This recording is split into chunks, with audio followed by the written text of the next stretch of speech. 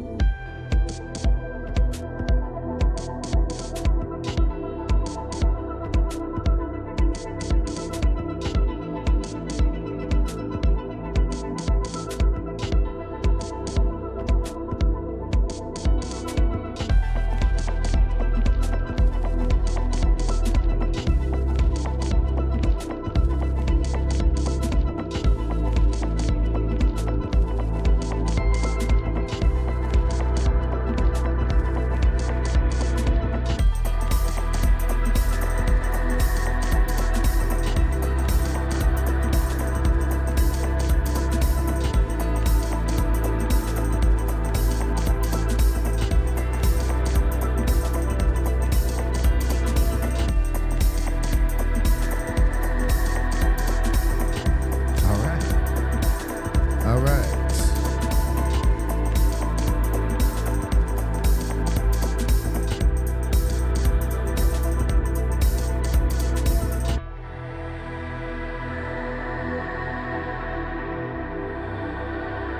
Starting soon. Starting soon. 1 second.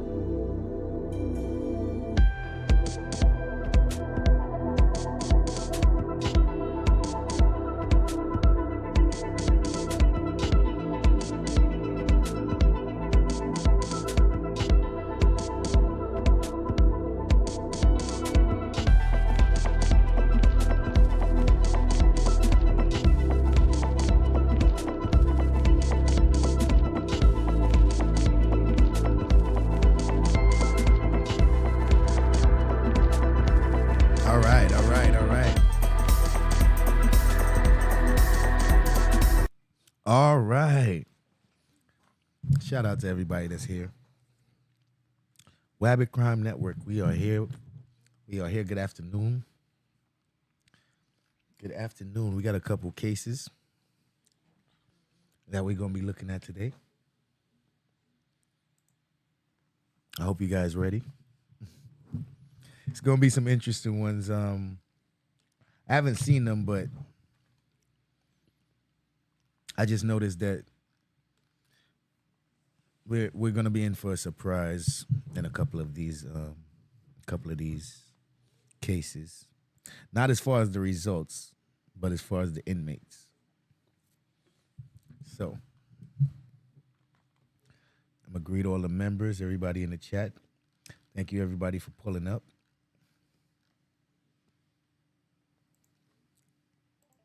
All right, let me get certain things together. Let me get it together.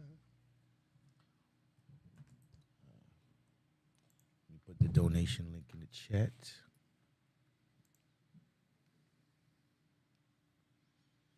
I hope everybody's having a good day. We about to get started.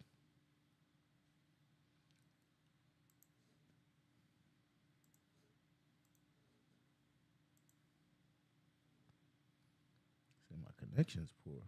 Why is that? All right, let me put this.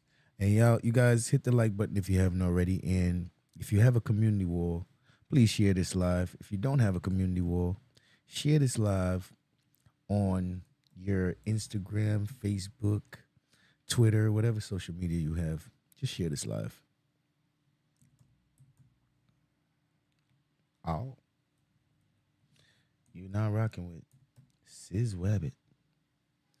Got a wrench at the Wabbit Crime Network.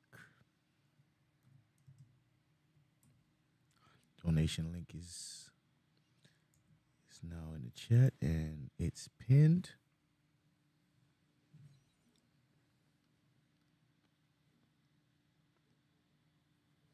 Okay. That's there. Recent events. Put Nightbot up so that Nightbot can be available.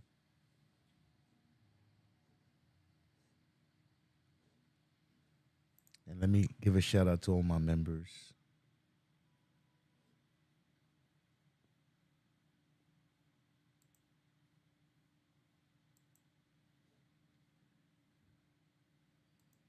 Second.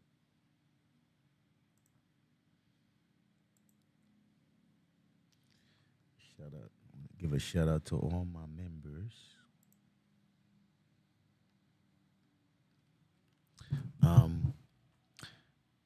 Thank you everybody who is here and who hit the like button. And I definitely want to shout out to all the members of the Wabbit Crime Network. Tora Hayes, Mad Max, Sonya B, Draco, Toby Kaiwu, Shorty XOXO, T, Lovey Star, Roll Rich, ENT, Queen of Three, Egon Breezeblock, Nene Faye, Sugar Bear, Lucy, Fats TV, Bree, Top Monster Gaming, Sheila B, Miss Eve, 27 Durin, Thaddeus, It Is What It Is, J Dub, Katana, Dana Maria, D Grant, Alif CJ, Colby Knowles, Distracting One, Jam's Eye View, Long Live EA, Tesha Z's, Highly Favored, Uncle L, Go Getter, Relly Time TV, Sunrise 71, Steve A, The Real Geechee, 67 RCL, Trey Spectives, and Courtney Peach. Want to shout out to everybody who comes and supports this page. The chat is open today. It's not on subscribers mode. I'm going to leave the chats open for a little while. I'm going to leave them off of subscribers mode for a couple live streams. Just to open the chat a little bit more.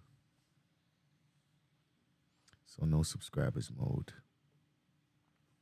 We have a couple of cases today. We're not going to be here that long.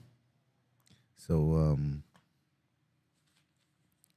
as if you're new to this, I'll go over how this works. Welcome to Wabbit Crime Network. If you want to support this channel, you can donate at Wabbit Crime Network at Cash App, or you can donate at Wabbit Crime Network at PayPal.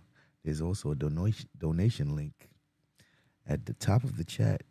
That donation link will create a notification on the screen and will also get your name at the top of the screen on the ticker, scrolling across for the last and latest donations. You can also send a super chat and join a membership. You can do all or both for one. There's also a link directly to the PayPal in the chat that Nightbot puts. So you guys can check that out as well. Today, I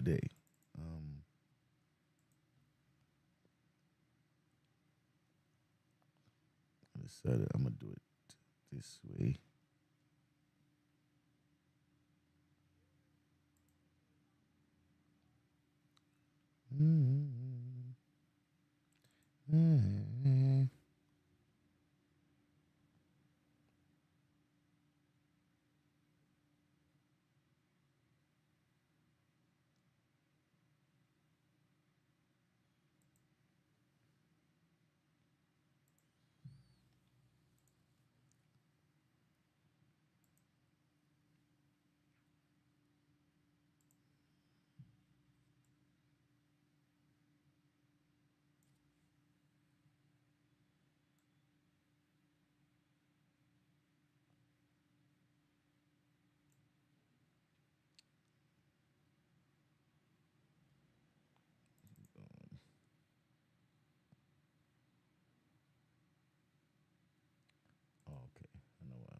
this one. Now I remember. All right.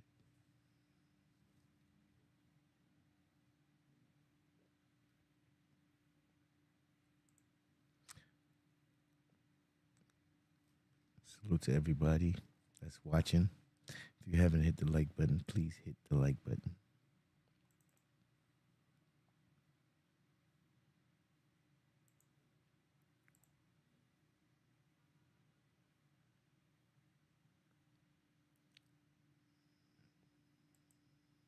All right. So let's get to our first case.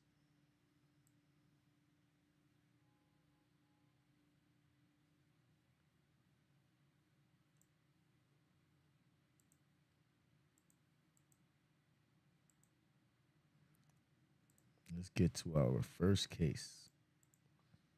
All right. I'm going to explain how this procedure goes. We are watching parole board hearings where the inmate is up for parole. He will go in front of a panel of judges, which is the parole board. They will interview the inmate. After the interview, the judges will vote and decide whether or not they will grant the inmate parole. Before the judges vote, I will pause the video. I will drop a poll in the chat and ask the audience, do they think the judges will grant parole in this case?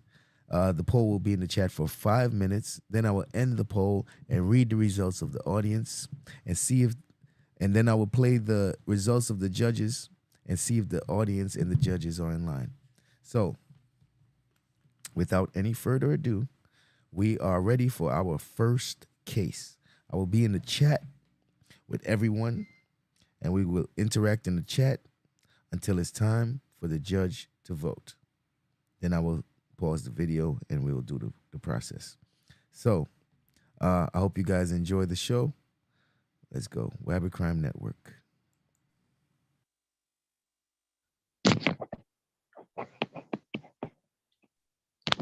Morning. Committee on Parole is called to order. Today is September 11th, 2023. It is 8:30 a.m. My name is Cheryl Renazza, serving as chairman of today's parole panel. My colleagues on the panel are Mr. Alvin Roche, Mrs. Pearl Wise. We are at DOC headquarters in Baton Rouge, and I'd like the staff here at headquarters, please introduce yourself for the record. And I Walter Looney. hang on. Carla Williams. And we are, our first remote location is at Ouachita Parish, and with the staff at Ouachita, please introduce yourself for the record. Good Walter morning. Looney. Oh, Good morning, Deputy Marchand, Ouachita Correction. Good morning, Deputy Marchand. Thanks for accommodating us this morning. And Mr. Looney, would you introduce yourself? Tell us your name and DOC number. Walter Looney, 558320. And Mr. Looney, do you have a parole revocation questionnaire form there with you? Yes, ma'am. Is that your signature at the bottom of that page? Yes, ma'am. Talk about this right here. Does that say parole revocation questionnaire? Let me see what it looks like. Put it up some. That's it. Yeah, that's it. That's your signature at the bottom of that page. All right, yes, ma'am. So, Yes, ma'am. Mr. Looney, we're here, based on that information, your answers to those questions, you're not eligible for appointing counsel this morning, so we're going to proceed with your revocation hearings. I will read the allegations against you, after which you'll enter a plea of guilty or not guilty, and then we'll have a discussion about your plea. You have your wife, Miss India, who is here, and she's asked to speak. We'll call on her at the appropriate time to do so. Okay, you're accused of violating the conditions of your parole, specifically condition number 2. You failed to report as directed to your supervising officer for the months of April, May, June, and August 2022. How do you plead, guilty or not guilty? Not guilty. Okay. Condition number 4, you are in violation of this condition as evidenced by the fact you obtained new misdemeanor and felony charges during parole supervision. On September 21st, 2022, Monroe Police Department arrested you on a warrant for simple battery, hit and run, and damage to property. offenses committed on or about May 19, 2022. On April 13th of 2023, you pled guilty to hit and run. How do you plead to violating condition number 4 in that situation? Not guilty.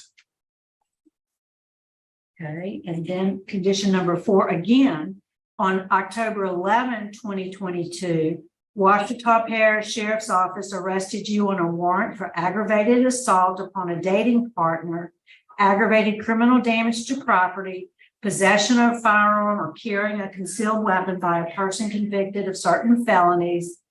Those offenses were committed on or about September 23rd, 2022.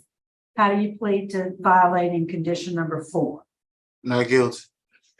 And then condition number 10, you have a current supervision fee arrearage of $1,008 and processing fee arrearage of $65. No payments have been made. How do you plead to violating condition number 10? I plead guilty. I plead guilty. Okay. Would you answer Mr. Roche's questions, please? Yes, ma'am. Thank you, Madam Chairman. Mr. Looney, good morning. How you doing? Good morning. You pled not guilty to all violations except not paying your fees. So let's address that first. How long have you been on supervision? Supervision. How long have you been on parole? When I was out for 10 months, so it was 10 months. So in 10 months, and what type of employment did you have? I worked for the city, City of, what city? Monroe, And what did you do for the city of Monroe? beautification, And you got paid every 2 weeks, right? every week. So you got paid every week. You got paid 4 times a month. Yes, sir. Yes, sir. And you didn't even pay the $65 initial fee to enroll in supervision. Is Yes. that, Yes, sir. My parole officer told me, no, don't tell me what your parole officer told you. Tell me why you didn't pay your fees. because my parole officer informed me that I could pay it every month, or I could wait till the end of the year when taxes been took out, as long as I'm working, and they'll take it out. Of course, and I'm gonna tell you, Mr. Little, I don't believe that for 1 second. That you can pay your supervision fees by the year. So why didn't you pay your supervision fees? And don't tell me your parole officer said you could pay at the end of the year. I mean, that's what he told me. Okay, And that's what I was planning on doing. okay, That's how I was planning on paying. okay, great. Mr. Looney, you pled guilty to the first violation in condition 4, but you pled guilty to hit and run in court. So why did you plead not guilty and you pled guilty to the crime and you were sentenced? I pled guilty to the hit and run because I bumped the car. I did bump the car, but I didn't really know I hit the car until they called me and told me that I hit his car. I didn't know I had a warrant for it. You know what condition 4 states on your parole contract? No, sir. That you should not commit any criminal activities or be convicted of any crimes while you're on supervision. Yes, sir. You pled guilty to criminal activity, which basically violates your supervision. Okay, let's address number 2, failure to report. Why didn't you report and do your monthly reports? It was some months that, like, it was hard to get up there. I didn't have a car or anything. You know, sometimes I walk to work. Yeah, like, and my parole officer, he's to pull up, he's to drive to where I was and things like that. He told me if I couldn't make it up there, he'll just drive to where I'm at and make sure I'm doing what I'm doing. Okay, so basically you signed a contract and said that you would report monthly and you would do monthly reports, and you failed to do that because you didn't have transportation. No, sir. No, sir. Is that the reason why? No, sir. What was the reason that you didn't report and you didn't do your monthly reports? He told me if I was unfortunate enough to come up there, he'll come drive to me. Okay.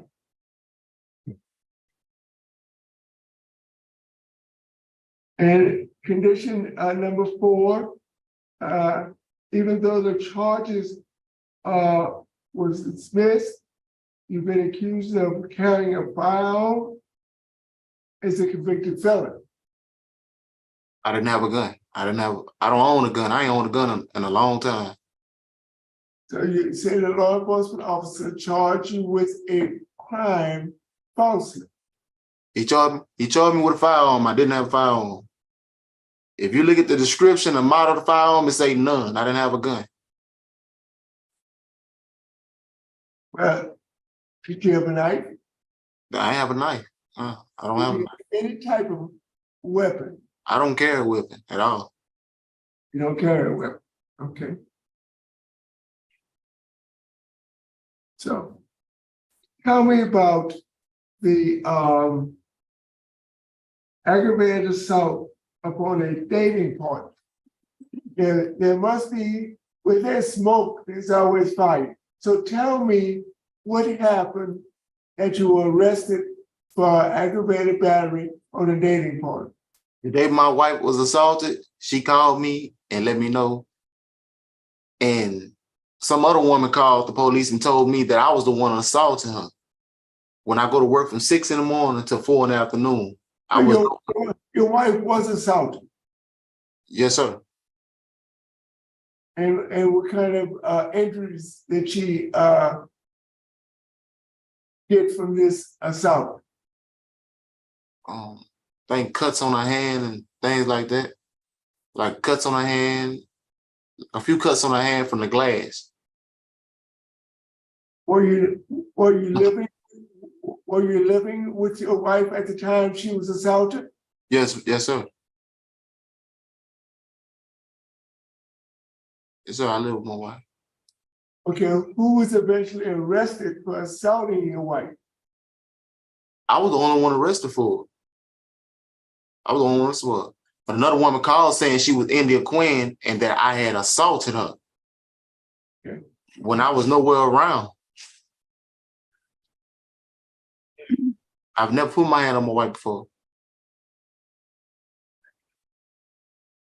Yeah, from what I understand, there was more than one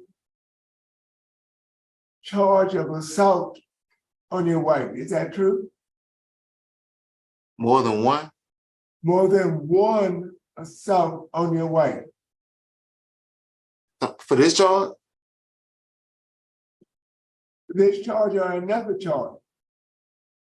For this charge, I had one assault, a possession of a gun I didn't have, and damage to property. And what was the damage to property concern? I guess it's the glass. The glass was broken.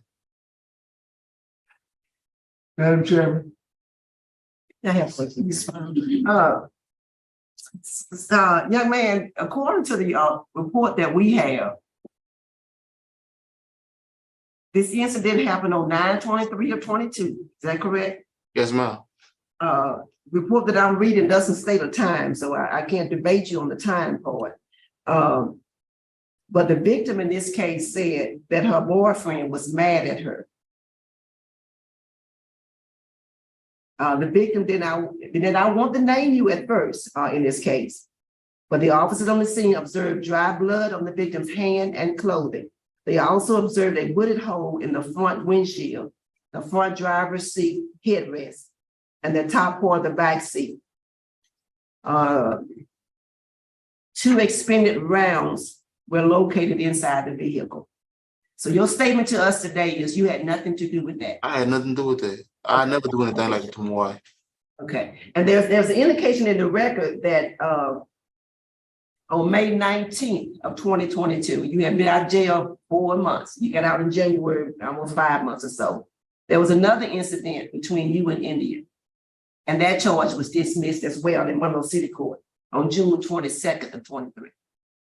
You don't recall that either? Yes, ma'am. Me and him had an argument, a little fallout. We had no fight. Like I never put my hand on my wife before. It was something that the police was called and you got arrested. Yes, ma'am. In my eyesight, that's not little. That's not little when the police have to come and deal with Yes, something ma'am. between two people. That's not little. Yes, ma'am.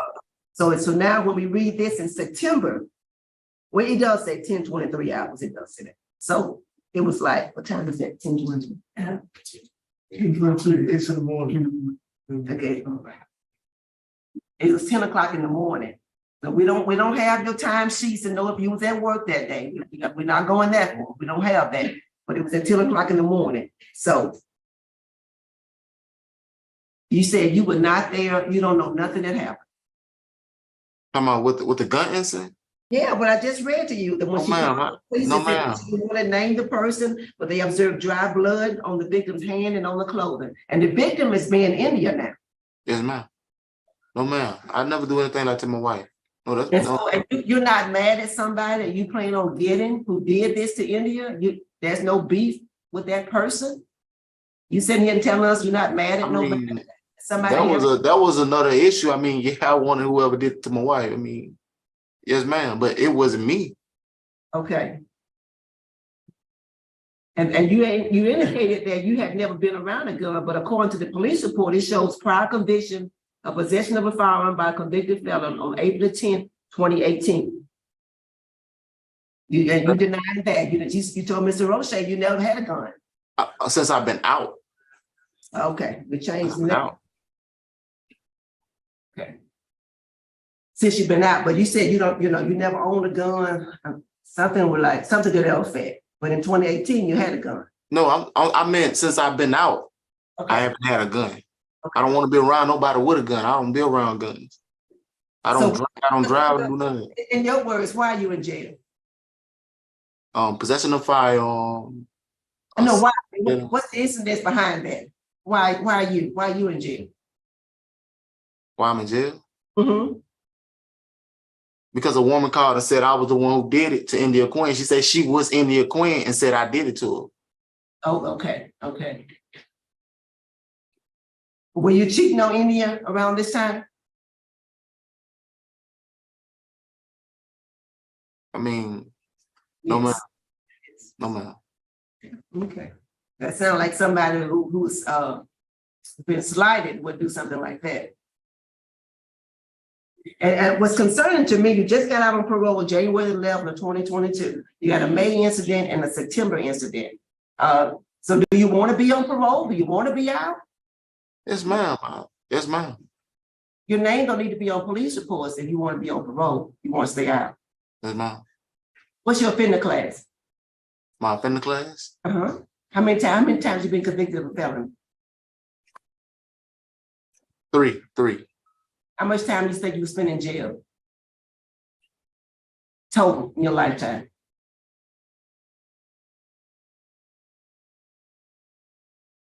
16 years. And how old are you today? 32. About half of your life. Yes, ma'am. Okay. All right, that's all I had, Jim. All right, thank you. We'd like to hear from Miss India Looney now. What would you like us to know, ma'am? Muted. You're muted, ma'am.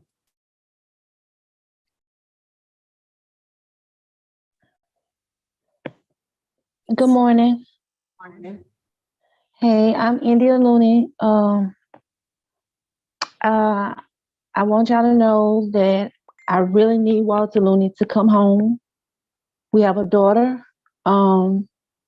He's been gone most of his life. Due to what he has already done,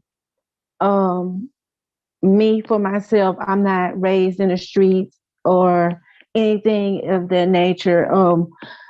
I got a problem with when he does try to leave me, I end up going behind him or such. I've never seen Walter Looney with a gun. He knows not to go around a gun. None of the sort. None of that. I'm disabled also. He helps me. Um, Bills have been short, been paid a lot since he's been gone. He has never put his hands on me. Um, Everything was a misunderstanding. But basically everybody, well, the paper says that, he has to be on parole hold or whatever because, they think that he was the person, but that wasn't the case. He actually loved me. He actually wanted to change. And his daughter and I, we need him home. I was wondering, did you guys have any questions for me? No, ma'am. No, we don't. Thank you. Okay. I can show you. Can I show you some? What would you like to show us? He was also working real hard. He was also earning certificates at work. He was in beautification. He was earning shirts and stuff, going to the work fairs and stuff like that. I also have two other boys who have no father. And he stepped up and tried to deal with the boys also, but the little girl asks where her daddy at all the time, and she thinks he's at work, and he's coming home, and he's a changed person. If you guys would just give him another chance at life, that that would help a lot. But yes, ma'am. I'm not a street person or nothing like that. So We appreciate yes, you taking the time to speak to us this morning. Thank you so much. thanks. Is there something you'd like to say to us before we vote?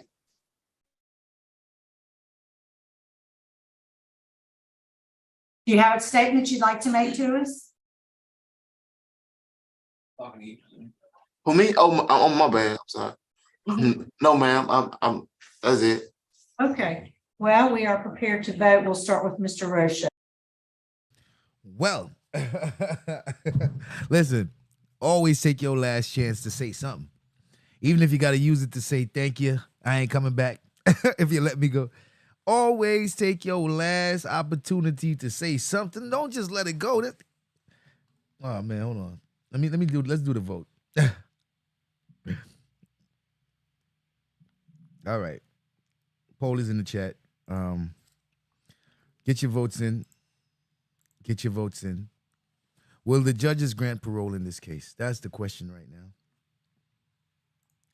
now. This guy did not take the opportunity to speak on his behalf at the end, which I think is very important. Like, hey, any last words? Yes. Yes, I got last words. Please. Listen, I'm laughing, but come on. It's almost like he think he got this in the bag. It's almost like he heard her speaking like, oh, she got this. He heard his girl speak. She showed him the certificates and stuff. He's like, oh, yeah, she got this. Yeah, she got this. Oh, man. Let me vote. Let me vote as well.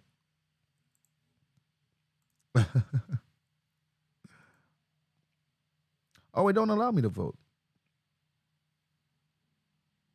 What does it?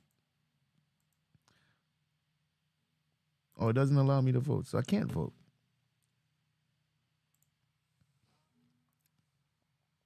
Unless I guess if I vote in my let me see if I can vote in. Nope. Voting ain't an option for me. The host cannot vote. All right, we got 3 minutes and 21 seconds left on the clock. Y'all get y'all votes in. Will this guy get granted parole today? This guy, I want, bro, who assaulted the girl, bro?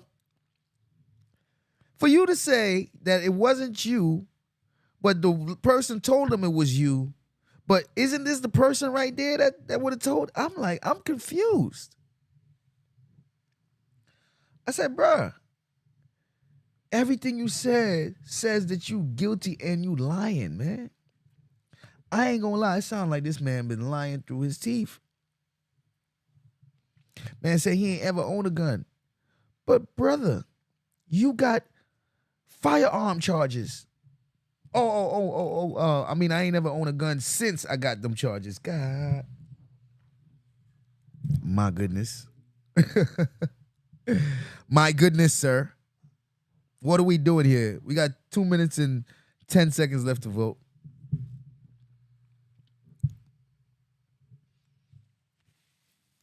This man done spent half his life in prison. I'm not sure if he did this straight, but he done had about 16 years altogether. This man done been in prison. My guy. Would you come home every year and go back in? He come home, probably like spend a couple months or a year, and then go back in for a couple years, then come back, spend a couple, like, he literally spent a year in jail and a year out of jail. It's crazy. This don't make no sense. Institutionalized. This man is too young to have did all that time. He is way too young to have did all that time. Like, bro, all you know is jail, bro.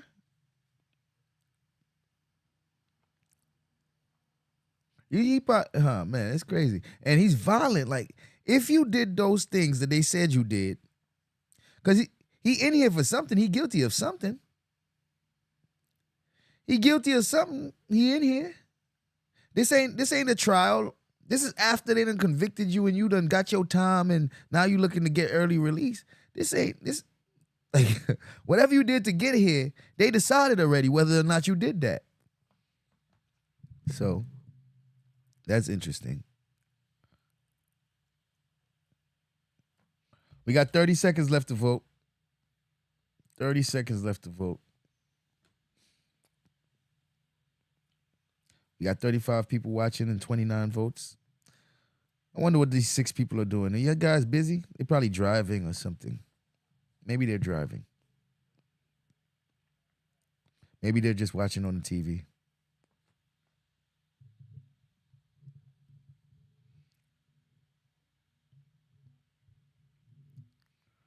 Two, one, and time to close the poll. Time to close the poll. All right, the poll is closed. Will the judges grant parole in this case? We got 29 votes. 96% says no, while 3% says yes. So we got an overwhelming amount of people in the chat. Almost everybody that participated in the votes believes that this man will not get granted parole today. Well, let's see what the judges have to say. Judges? Okay, Mr. Roche? Thank you, Madam Chairman. Mr. Looney, I asked you, had you been arrested for domestic abuse on any other occasion? You told me no. No, I told you, Sir, I'm voting.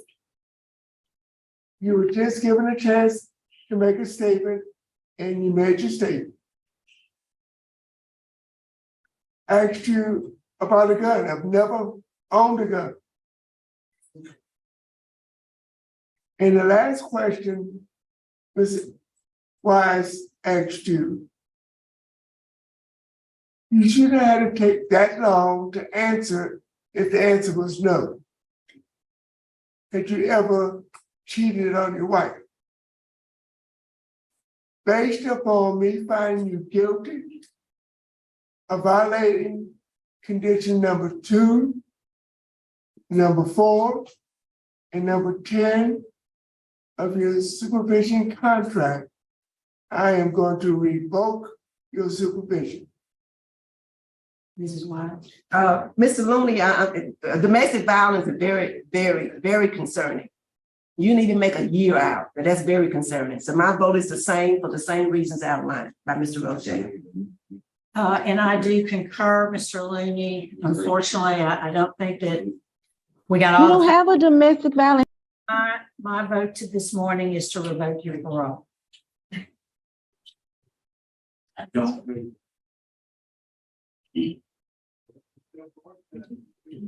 That can. We'll move on. It's 8:51. Thank you so much.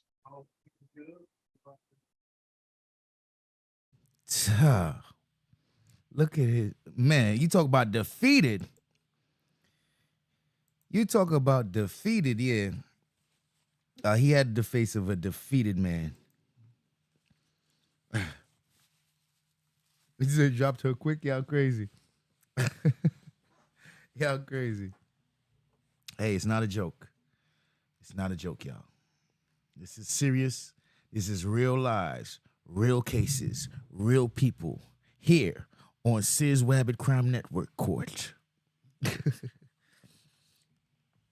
All right, that was a pretty interesting one. Let's get to the next one. That was an interesting one.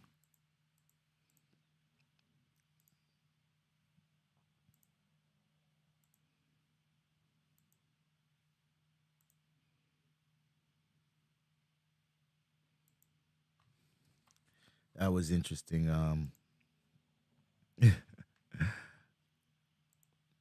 right, let's go through this. Y'all know how this goes. This is the Wabbit Crime Network. If you want to support this channel, you can support this channel at Wabbit Crime Network at Cash App or Wabbit Crime Network at PayPal. You can hit the donation link at the top of the chat to have your donations sent through with the notifications. You can super chat or you can join a membership. You can do one or you can do all of the above. We are watching parole hearings. Inmates are coming to the parole board to see if they can be granted parole.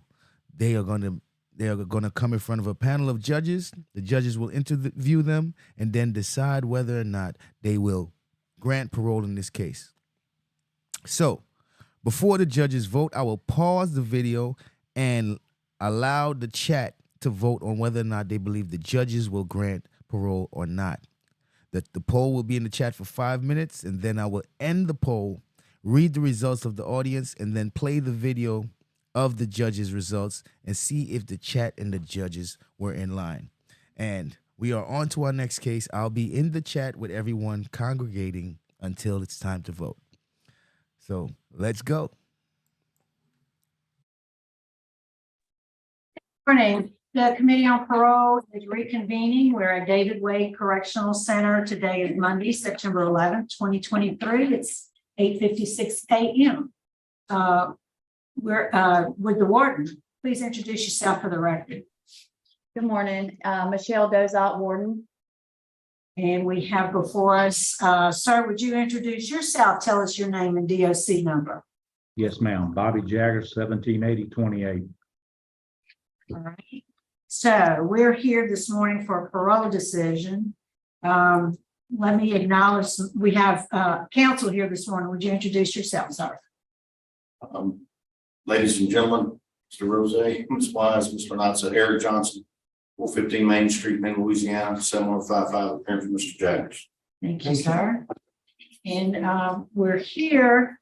Let me just let Mr. Jagger know we have Mr. and Mrs. I'm assuming Alim, who are here, and Mrs. Alim will speak at the appropriate time on your behalf. So you were you appeared before the pardon board in October 24th of 2022, at which time you received a favorable recommendation for your offenses of armed robbery, 2 counts in aggravated kidnapping. The governor signed the recommendation and commuted your sentence from life in June of 2023 to 99 years with immediate parole eligibility. So that's why we're here today. Yes, ma'am. your case this morning, and we'll go through the parole interview process, much like the pardon board hearing. We'll do a parole interview with you. We'll hear from the warden. We'll hear from Mrs. Eileen. And before we turn it over to your counsel to close it out for us, you'll be allowed to make a statement. Yes, Okay? ma'am. So this morning, your case has been assigned to Mrs. Wise. Would you answer her questions? Yes, ma'am. Good morning. How's it going? Good morning. I'm blessed. Thank you. Yes, yes, you are. Yes, you are. I just wanted to say some things for the record. As Mr. Nas has already said, the governor has signed your pardon.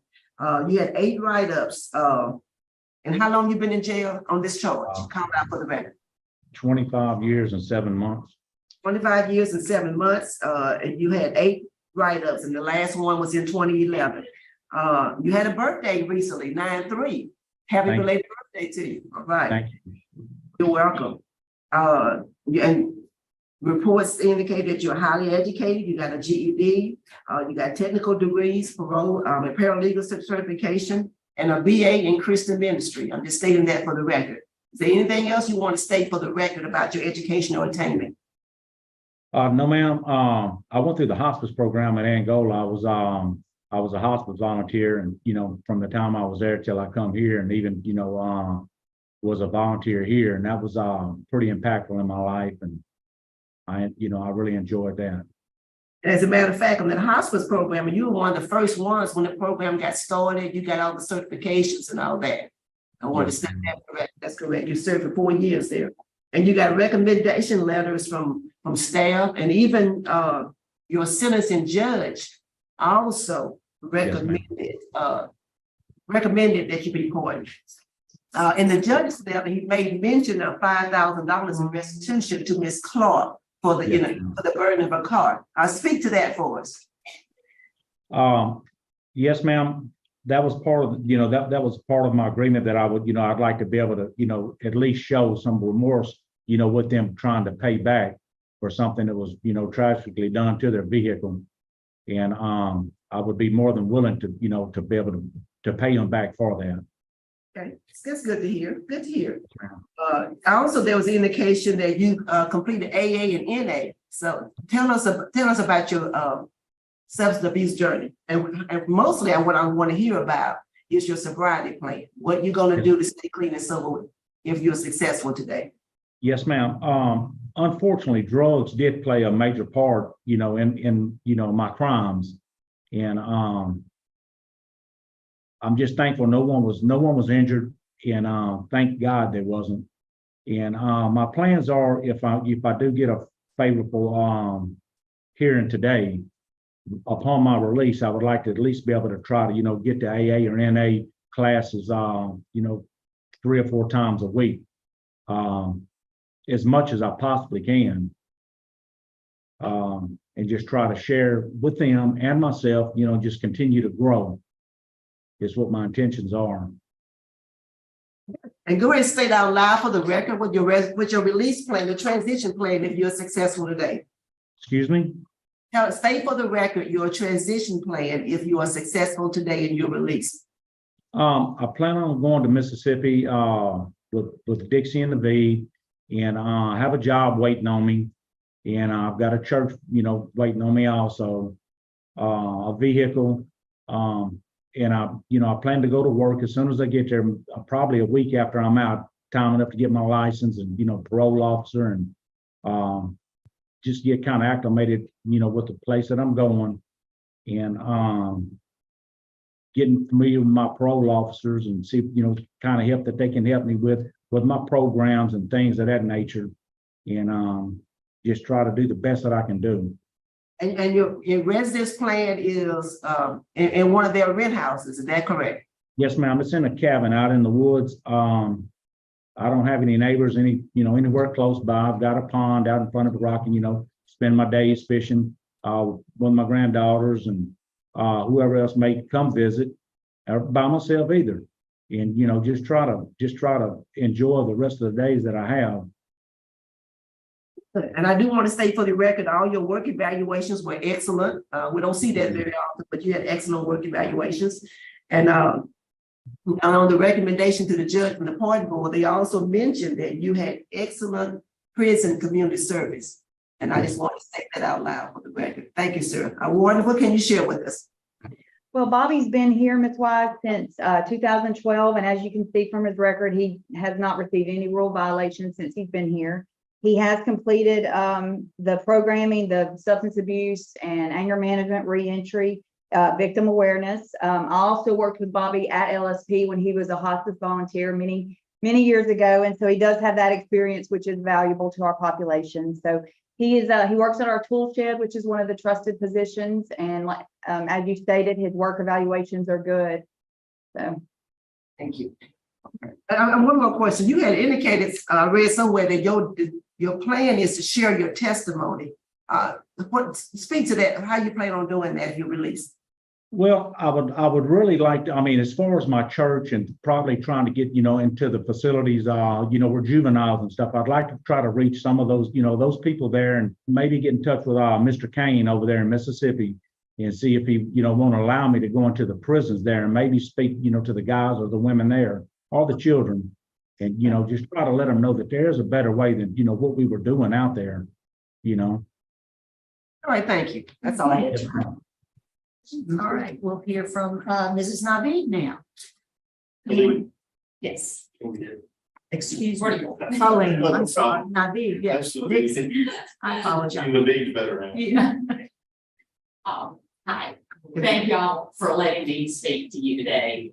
And I just want to first thank y'all for what y'all are doing. It's amazing. And Bobby is a product of that. It's incredible, the change that has occurred, I'm sure. I said before, I didn't know Bobby 12, 13, 15, 25 years ago. I didn't know him. I have known him for the last 12 years. And he is a product of your system. The work that he has done while in prison is incredible. He went in with a 9th grade education. He has his college degree now. He went in as an ag and an alcoholic. He's come out as a minister. It's not just what he has done for himself.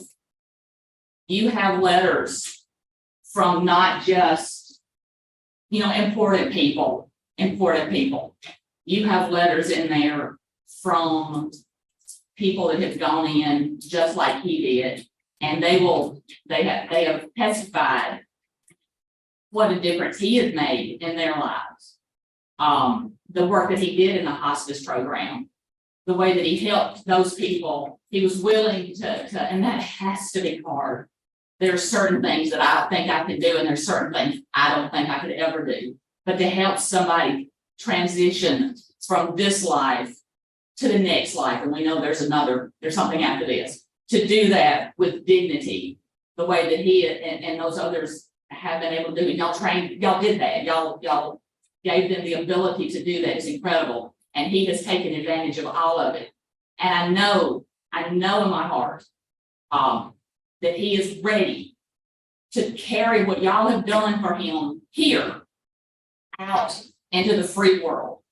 And if we did not fully believe that with everything that we are, we wouldn't be here. But we have him a place where he can transition and then do what he's been trained to do out in the public. We have him a home. We have him a family, our family, my children, my husband. We're all ready to support him. He has his church family. The community is excited. We have him the job when he is ready. He'll be working for us initially, and then when he is ready, he has another job that he can go out in the public and work. We have the things set. You spoke about his AA, that we have all those things in place, ready for him to jump into. So we're excited, and I just thank you again for letting me speak. We know that there's no reason for him to be here anymore. He's got work to do outside. God has work for him to do. Thank you. Thank you. Appreciate it. All right, would you like him to make his statement before we turn it over? Sure, you can. Okay. Mr. Jagers, is there a statement you'd like to make before we turn it over to, Mr. Johnson? Yes, ma'am, I sure would. First off, I'd like to apologize to the state and to y'all and also my victims. And if they ever get a chance to see these, this video of me, I just want them to know how remorseful that I am for what I caused them. It was a travesty. I'm truly, truly sorry from the bottom of my heart. And I just wish that it hadn't happened. And I hope that, you know, that they can just carry on and just find forgiveness in their heart for me. And, you know, I pray for them daily, and I have since my incarceration date. And I'm truly sorry for this. And I just want them to know that. Thank you, sir. Mr. Johnson. Here's home. I don't think I need this. Go ahead. Good to see you, Mr. Roche. Marvin Schuyler told me to tell you hi. It's rare that, I guess I've been practicing all 30 years. Bobby's the first client I've had where I've had a letter from Burl Kane in support of his release. And when we contacted Warden Kane, he was in Mississippi, and he said, I'll be happy to write Bobby a letter. Bobby was a great asset to me when I was born in Angola. He helped with hospice, tended to inmates who died of cancer and other bad diseases. The sentencing judge, Judge Robinson, who presided over the trial, again, I contacted him, and he had actually met Bobby through the Kairos prison ministry at David Wade.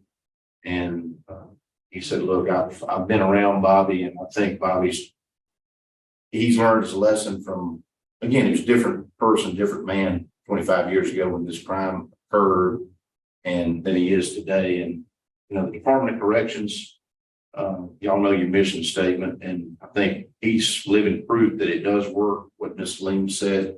Y'all do a great job, and I think you've done a great job with Bobby. And I want to mention Warden Goodwin. I know Warden Dozat's here this morning. Warden Goodwin retired.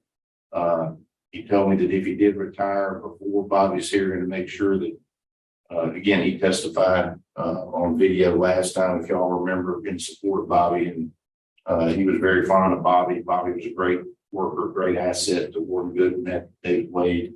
And I know Warden Dozat is not pretty good knowing him at David Wade. I think she knew him before when he was down here, down south, as I like to say. But he's going to make a great asset to society. I have no doubt if the board grants him that opportunity. And I'm looking forward to seeing him on the outside. Thank you. Thank you. All right, then I think we're prepared to vote. Yes, Mrs. Wise. yes, we in my interview. All right. We are ready to vote. We are ready to vote. Well, the judges are ready to vote. Chat, are you ready? All right. The poll is in the chat. We got 5 minutes. The timer has started. Willie won't or Willie will? Bobby got his ducks in a row. Bobby going home, man. Bobby, you going home. You got the governor. You got all kind of people over here vouching for you, Bobby. Now, look how much times you have to go to a parole board. Could y'all imagine the first time you went to the parole board to get your sentence reduced from life to 99 years? Now, what is the mentality of that? I mean, by the time you actually go to the parole board to try to get the life reduced to 99 years, you already know you don't got 99 years in you. I mean, shit. At 21, you're an adult, and then they give you 99 years. Come on.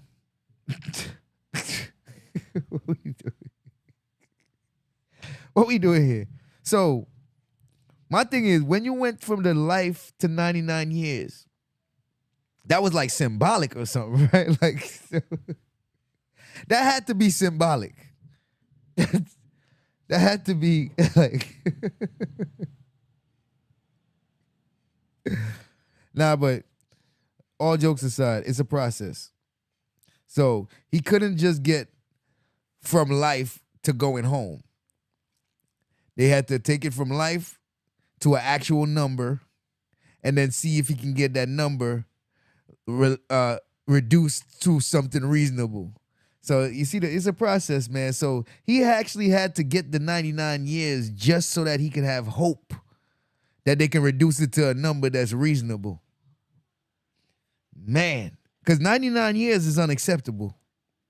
Could you imagine when the judge says, what's his name? I forgot his name.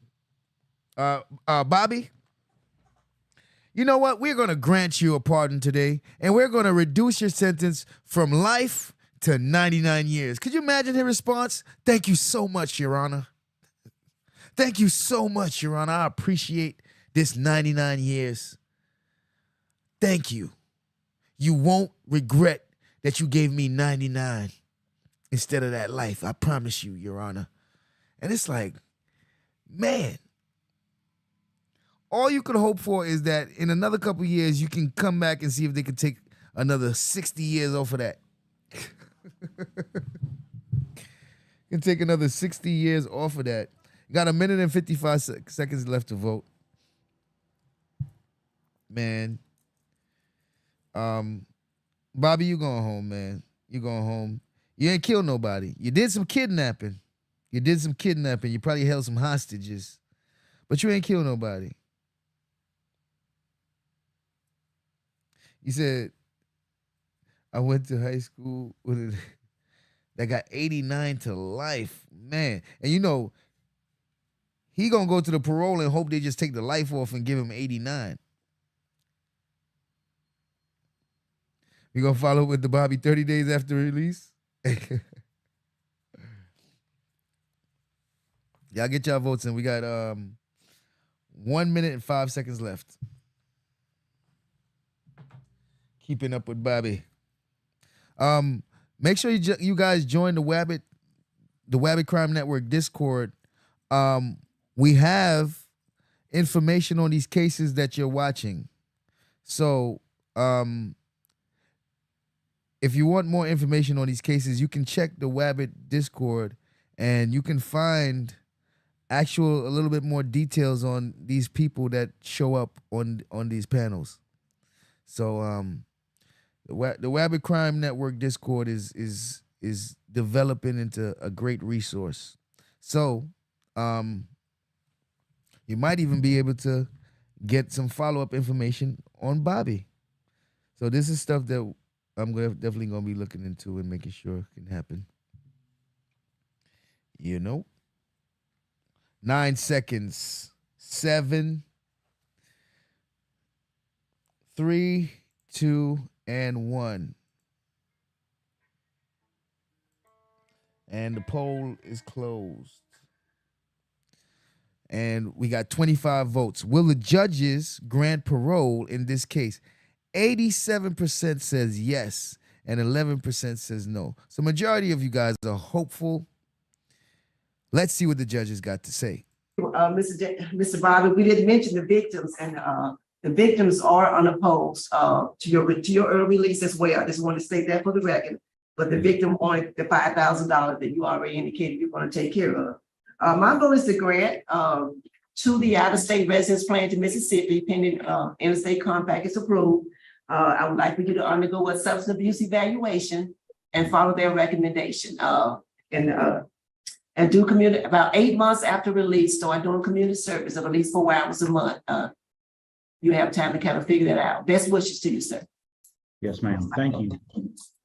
Mr. Russian. Mr. Jager, good Yes, morning. sir. Good First morning. of all, I'd like to tell Warden Rosette, congratulations and good luck. Thank you. Nice seeing you again, Bobby. My Yes, vote is the same for the same reasons. Good luck. Yes, thank you, Mr. Roche.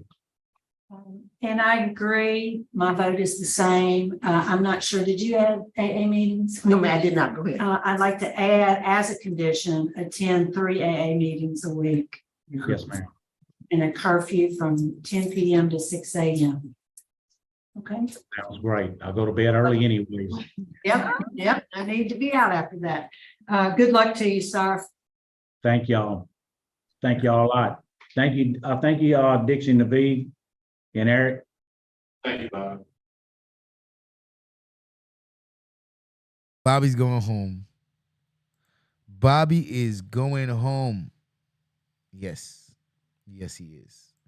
All right, we got the second case out the way. We are in the bag, man. We are headed towards the finish line.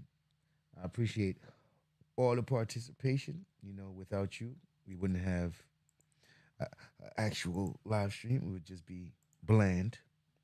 So I appreciate everyone who's participating. Now, we have another case. We're moving on to our next case. If you want to support this channel, you can support this channel at Wabbit Crime Network at Cash App, Wabbit Crime Network at PayPal. You can hit the donation link at the top of the screen to donate and also get a notification pop up. You can hit the super chat. You can join a membership. You can hit the link that Nightbot puts in the chat for direct PayPal. You can do one or you can do all of the above. We are watching parole board hearings. Parole inmates are up for parole. They are at the parole board to see if the judges will grant them parole or not. The judges will interview them, and then the judges will vote and decide whether or not they will grant parole or deny parole. Before the judges vote, I will pause the video and put a poll in the chat for the audience to vote on whether or not they feel the judges will grant parole in this case. After the 5 minutes is up that I'll have the poll in the chat, I will end the poll and then I will I will play the results of the judges to see if the chat and the judges were in line. All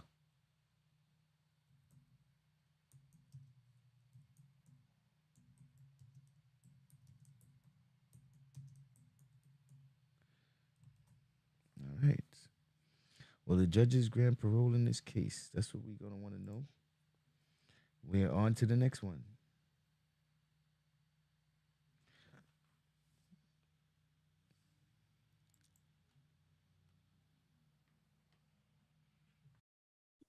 All right, good morning. The Committee on Parole is reconvening. We're at the Louisiana Correctional Institute for Women. It is Monday, September 11, 2023.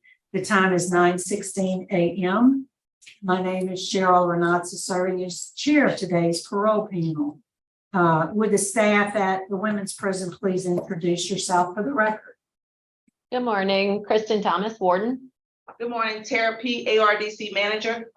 Acting Daddy, ARDC Supervisor.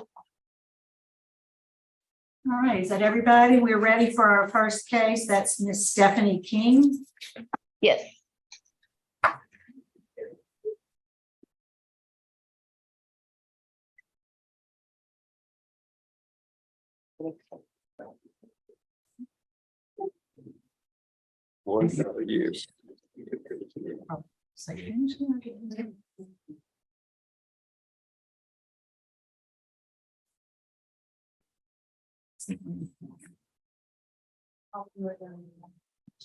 Yes, ma'am, I did.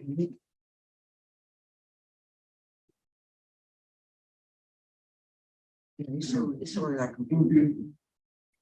All right, good morning, Ms. King. Would you introduce yourself? Tell us your name and DOC number, please. My name is Stephanie King. My DOC number is 171394. Right, and you have counsel with you this morning. Sir, would you introduce yourself? Good morning, Mr. Renatza. Robert Lancaster with LSU Law Clinic here today, representing Stephanie King. If the committee would like, I can also introduce the support here at LCIW. Please. We have Cindy DeCuire here, Gail Willers is here also. And then Chaplain Thompson Williams. Okay, and is anybody there going to speak on her behalf? Yes, ma'am. Ms. Queer is going to speak on her behalf. Thank you. And here we also have the Parole Project who's joined us by Zoom.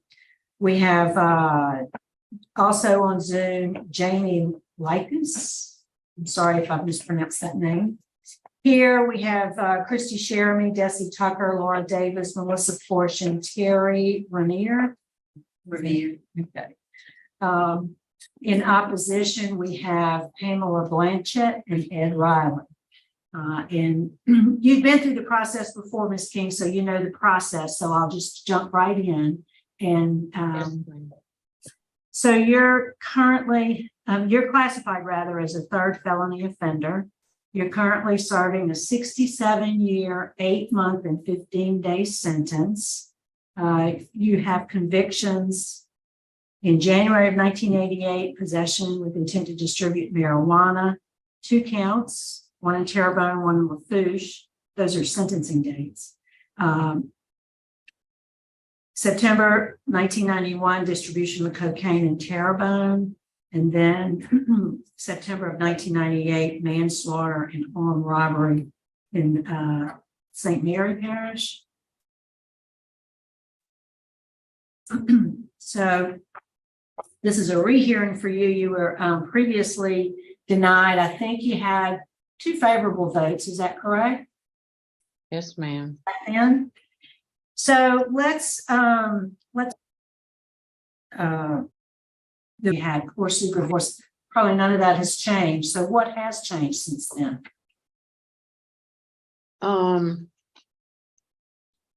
Me. I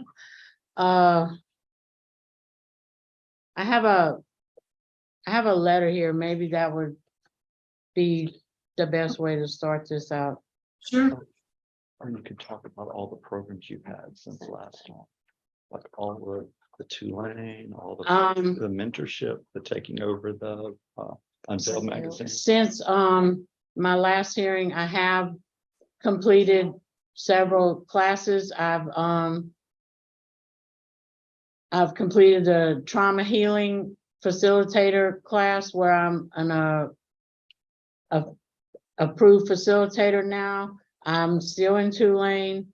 I have completed a hospice training program. I'm a mentor in the reentry court program. I took over for Gail as the editor of the Unveiled magazine, and I have supervised the visitation photos and Simple Treasures here at LCIW. I'm in victim impact right now. I think it ends on the 20th maybe of this month. I just finished job life skills. I'm waiting on my diploma. I just got ServSafe certified on the 23rd of August. And I've just been active doing whatever they needed done and just taking whatever classes I can take. You've been busy. Yes, ma'am. How long have you been in jail altogether? 27.5 years. Right. So you mentioned that you're enrolled now in the victim impact program. Yes, ma'am. Tell us about how that, what are you getting out of that? How has that affected you, if at all? Well, I've had a lot of time to think about the impact on my victims and the things that happened, but the class has made me realize that they have a lot of effects that you don't think about maybe initially, or you don't think about when you're going through life or whatever, but I've seen it from just a different perspective. And it's, made me think about what if that was my family or those kind of different things. So, for the record, once again, I'm going to ask you, what was your role in this crime? Well, I know a lot of people feel like that I knew beforehand what was going to happen, but I honestly didn't really know what was going to happen, but it doesn't matter that I knew or didn't know. I was sitting in the car and I saw what happened and I didn't go and report the crime. I ran.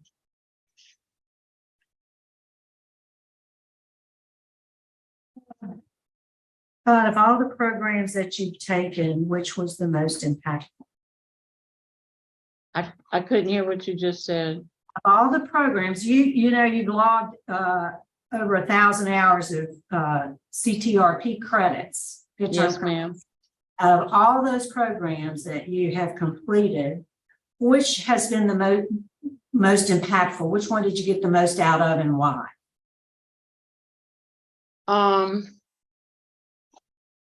Honestly, the program that did the most for me emotionally, spiritually, and educationally would be the New Orleans Baptist Theological Seminary. Because it helped me to organize my faith and to be able to help other people in a way that I was already helping people, but I wasn't equipped the way that I maybe am equipped now to help other people. And the other thing I've done that's been the most impactful is teach the residential drug abuse program for the reentry court, because I share my real experiences with drugs with those girls that just have a short amount of time.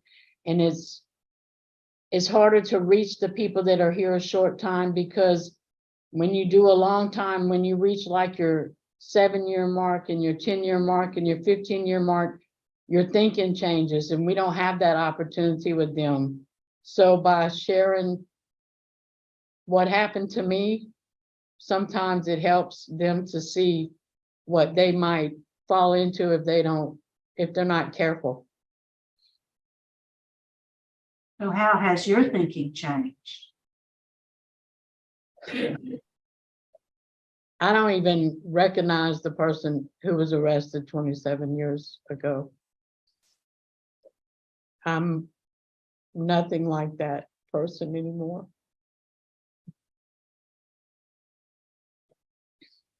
All right. I have read all the information in the record. I wasn't on your last panel, but I've read everything that Mr. Lancaster has provided in the BOC, so I don't have any other questions. You have any questions? All right, so we'll just move on now and hear from the warden. Warden Thomas, what can you tell us about Ms. King? Good morning. Yes, like Ms. King has said, she has done quite a few additional things since she had last been before the board, most notably with Tulane. And I think, she's also mentioned how inspired she gets by working with the reentry program participants and being a mentor. And that really is actually a big help to us as well. So she is helpful with the staff. She has taken over the Unveiled magazine in the past year and done a great job with that. Anything we need from her, she's willing to do. We've had no issues with Ms. King, since I've been here. She is minimum custody and, no write-ups or disciplinary issues since I've been here. So no negative comments on my end. Yeah, I wanted to mention, I noticed that the last write-up was in 2015, some time ago. Yes, ma'am. All right, thank you. So we'll hear from the folks who want to speak on her behalf. Could we hear from Ms. Willers first? Mr. Queer. Queer. Mr. Queer will speak. Okay. I'm sorry, yeah, I did know that she's.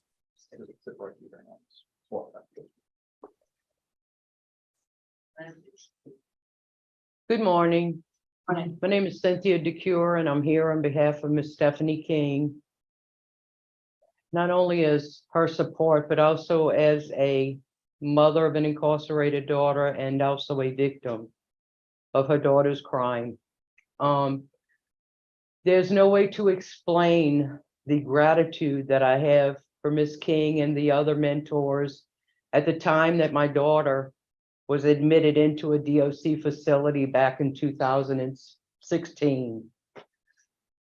She has been an inspiration, not only to my daughter, but to many, many other women who have walked through these doors.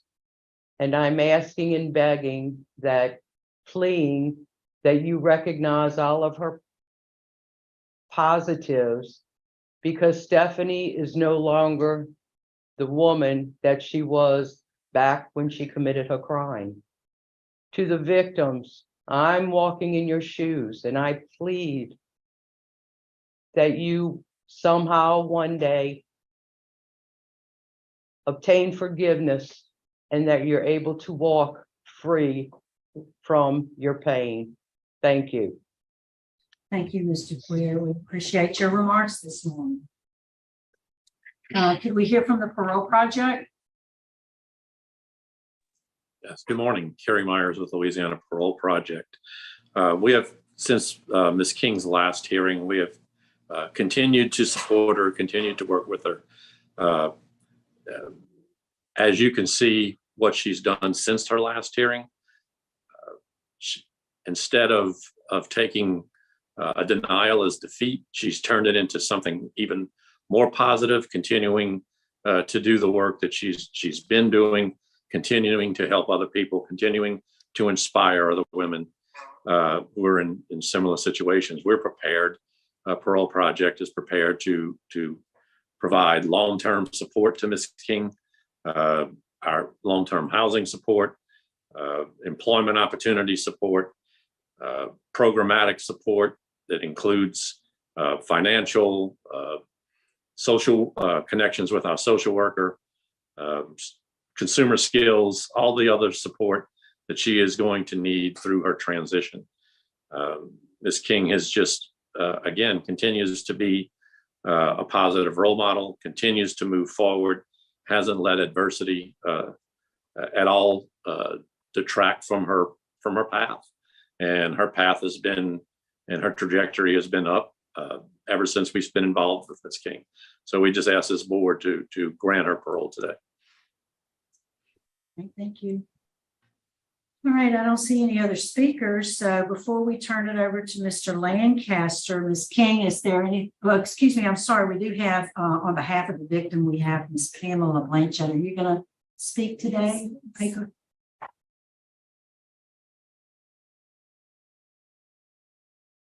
morning. Good morning. My name is Pamela Blanchett. I am the oldest granddaughter of Wilmer Blanchard Sr. I represent the family. My mother, the second oldest of the family clan, they're 11 siblings, and her siblings are very elderly and no longer able to participate. Since our last meeting, we have lost 5 members who spent tireless hours on this whole case, most of the time on the appeals of Ronald Juliet, Stephanie's ex. I became more involved when they could no longer be involved in the cases due to their health and their age. I was rather naive to the judicial process and have been involved in all of Stephanie's hearings. Some things that I would like to state from these past hearings, Stephanie's made some comments as well. Stephanie at one time stated that she was afraid because of Ronald's temper and abuse.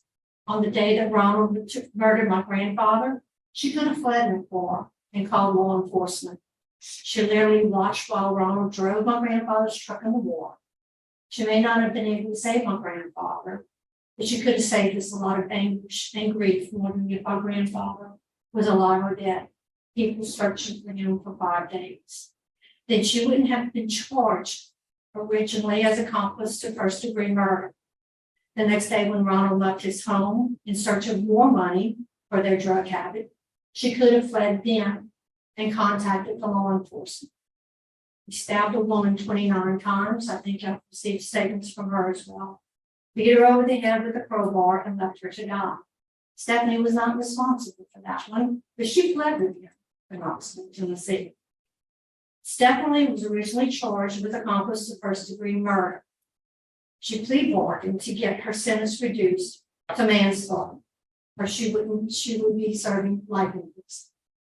Stephanie stated that her mother died at age 15 and was not able to help because they didn't have 911, which according to my calculations would have been in 1976. This is not true. 911 was established nationwide in 1968. I reviewed Stephanie's program completions. She stated that she needed to turn her life around. Why did it take so long? She didn't complete her recovery courses until 2014, 2015. She was sentenced in 1996. That's 18 years. If she wanted to change her life around, how come she didn't participate sooner? She completed 11 courses 1 month prior to her hearing in 2021. In my personal opinion, Stephanie didn't make any effort to transform her life during the first 20 years of incarceration. It's only the past 7 years that she's made an effort to transform herself. Only when she realized she could possibly get early release. I have tremendous respect and admiration to the members of this board, the Louisiana Parole Project, for the efforts to help Stephanie reform. I would like to thank the state and St. Martin Parish crime victim support groups in helping me in these past 7 years. We oppose the early release of Stephanie. I hope and pray that she has truly reformed herself, although I do have apprehension based on my earlier statements. A lot has changed in this society over the past 27 years. I have concerns about her ability to earn enough income to support herself. I understand that she will be given housing and additional support. What happens once she is on her own and can't afford rent, utilities, food, and transportation on her own? I know I was a single mother raising 2 children on my own. We should be informed of any action prior to hearing to know what goals are for Stephanie to be successful if she is released, not at the time of the hearing when we don't have a chance to respond. I would like to request stipulations if this board agrees to Stephanie's request for early release. Number 1, that she cannot visit or live in St. Martin Parish or any adjacent parishes, including St. Mary Parish. These are the primary parishes that our family lives in. We should never be subject to the chance of any social encounter. Number 2, that an appointed member of our family receive regular updates on Stephanie, at least once a month. Number 3, that Stephanie should not be allowed to be on any social media platform, such as Facebook, TikTok, Snapchat, or Instagram. We should not be subject to any social encounters. To me, this is just as serious as visiting or living in our surrounding areas. This is also not a good environment for Stephanie to be subject to or get involved in any negative comments or feedback. As a Christian family, we have forgiven Stephanie many years ago. As a Christian, that is what you're raised to do. And being involved in the murder of my grandfather, but you never forget. We pray for you, Stephanie, and we hope that you truly repented and have given your life to Christ to be a good Christian and help others to be born. Thank you very much. Thank you, Ms. Lindsay. We appreciate the thought you put into that statement. Pam, we appreciate the thought you put into that, sharing that with us. Thank you. All right, Stephanie, what statement would you like to make before we turn it over to Mr. Lancaster? To the Honorable Parole Board and the Blanchard family. I have spent years thinking about everything that led me to be here for over 27 years. From the minute I woke up in a cell in Tennessee, I began searching myself, determined to fix every broken thing inside of me. Please understand that I realize no matter how broken I was or how much I've done during this time to fix me, I can never replace what the Blanchard family lost. However, in an effort to make atonement for my involvement in that tragic day, I have taken every soft skill class gotten multiple vocational and educational diplomas, volunteered my time to serve the LCIW community, deepened my relationship with God, and poured myself into numerous other inmates in an attempt to help them realize there is a better way than the path I so stupidly and willingly chose. I am an active peer minister. I'm assigned to the Reentry Workforce Program as a mentor. I have also taken a number of younger inmates with long sentences under my wing in order to help them make better choices. I can tell you honestly, I'm sure, broken parts of me that need to be addressed. But the two main things that were my repeated downfalls, codependency and drug addiction, I have done everything possible to recognize and overcome them. In the residential drug abuse program, RDAP class that I facilitate in the reentry program, I drill into the mentees what they're facing when they re-enter society from my own experiences. I cannot change 1 minute of my past, but I have done everything possible to attempt to prepare fully and completely for the future.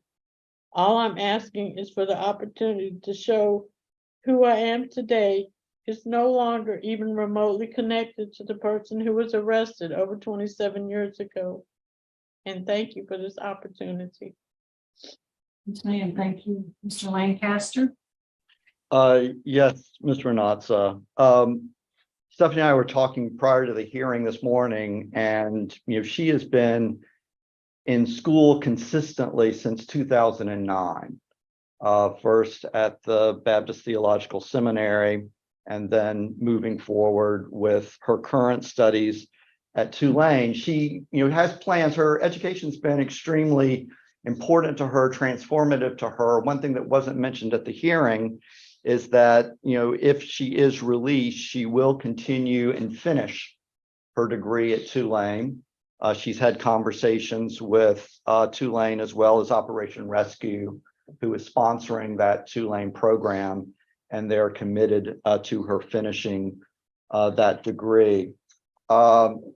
Since the time in which she was incarcerated, the state recognized her lessened culpability by offering the plea of manslaughter. She took that plea, and on entering prison, she started programming right away. In 97, anger management, Louisiana Technical College, Westside Campus diploma in 98, some substance abuse courses even very, very early on, and has continued in her taking advantage of the programming, addressing the issues of her substance abuse from the very beginning of her incarceration.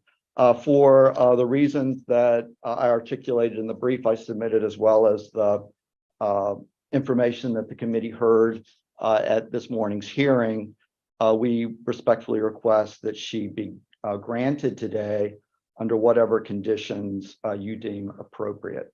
Oh, just one final thing, and I know the board is aware, the committee is aware that her adjusted date is next year. And one thing that a discretionary release today, one very important thing that it offers is that Stephanie is very well respected here at LCIW among the inmate population. She serves as a mentor, a teacher, editor of Unveiled magazine. And as the committee's well aware, a very important role that the committee has is really demonstrating that when inmates do the work, they put in the work in their programming, they get their education, they follow the rules, that enhances institutional compliance among all of the inmates within the institution. And so a discretionary release today would signal to all of the other women here at LCIW that if they do the same, they one day have a chance for early release on parole. For those reasons, we respectfully request that this committee grant her parole. Thank you. Yes, Mr. Grosjean. Professor Lancaster, did I read somewhere in your brief there is some employment involved with the studies at Tulane? Not in my brief. There is a letter from Operation Rescue as well as a letter from professor at Tulane. The parole project, will coordinate on ensuring that she finishes those courses and also, coordinate on employment as well. I'm not aware of any employment directly from the Tulane program. I don't believe there is, Mr. Roche. But we'll work to get her employed. Thank you. Okay, I think we are prepared to vote. And Ms. King, I think they're prepared to vote. Audience, are you prepared to vote? Let's get ready. Let's get ready. Get your voting fingers ready. The poll is in the chat. The timer has started. I say she ain't going nowhere. That's what I say. I heard everything. I listened and all that. And honestly, I wouldn't be surprised if they let her go. But I'm leaning towards they're not gonna let her go. She's gonna be released next year if they don't let her go anyway. That victim statement was impactful, man. Shit. I ain't gonna lie. I can't get past the victim statement. The details. Someone was missing for 5 days. The grandfather was gone for 5 days. She knew that he was dead. Man, that's yeah. She's a bigger asset to keep. You know what? She's well respected. She's well respected in the jails. She's valuable in the jails. Shit, why not keep her a little longer? That victim statement though. That victim statement. Somebody was stabbed 29 times. Even though she didn't do it, like she was knew about these things. There's a lot of trauma there. There's a lot of trauma there. And as nice as she seems, to hear what she's capable of being a part of. And then got to consider she has been down for 27 years. That is enough time to change. That is enough time to change. You can definitely consider that she spent a lot of time in there. She's almost at her release date. At this point, you could just have some leniency and let her out. She's gonna get out anyway. You know what I'm saying? Other than the crimes that she committed in the past, it doesn't seem like she's been continually doing crime even while she was in jail. So in jail, she's been helping people. She's been doing a lot of stuff. So that kind of stuff should be considered. So I would say that they can release her on that. But if they consider the victim's impact statement and if that weighs heavy on them, then nah. Just finish, do your time. You're getting out next year. Just finish it out. This way, the family gets some kind of closure. At least they know that you did your time and you didn't get out early. You know what I'm saying? It's just another year. You know what I mean? Because there's a death. And that's serious. You can't undo that. It's not a robbery. It's not, something where you damage some property. This is a life that's gone because of something you've done or you had something to do with. So, I don't know. Just because there's a year left, I think they might just let her finish it because of the family. We got 50 seconds on the clock. 50 seconds on the clock.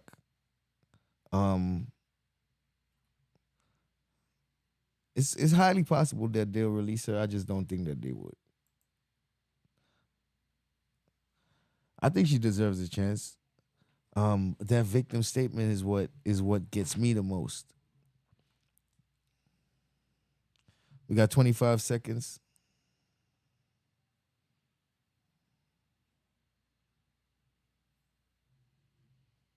Mm, mm, mm, mm.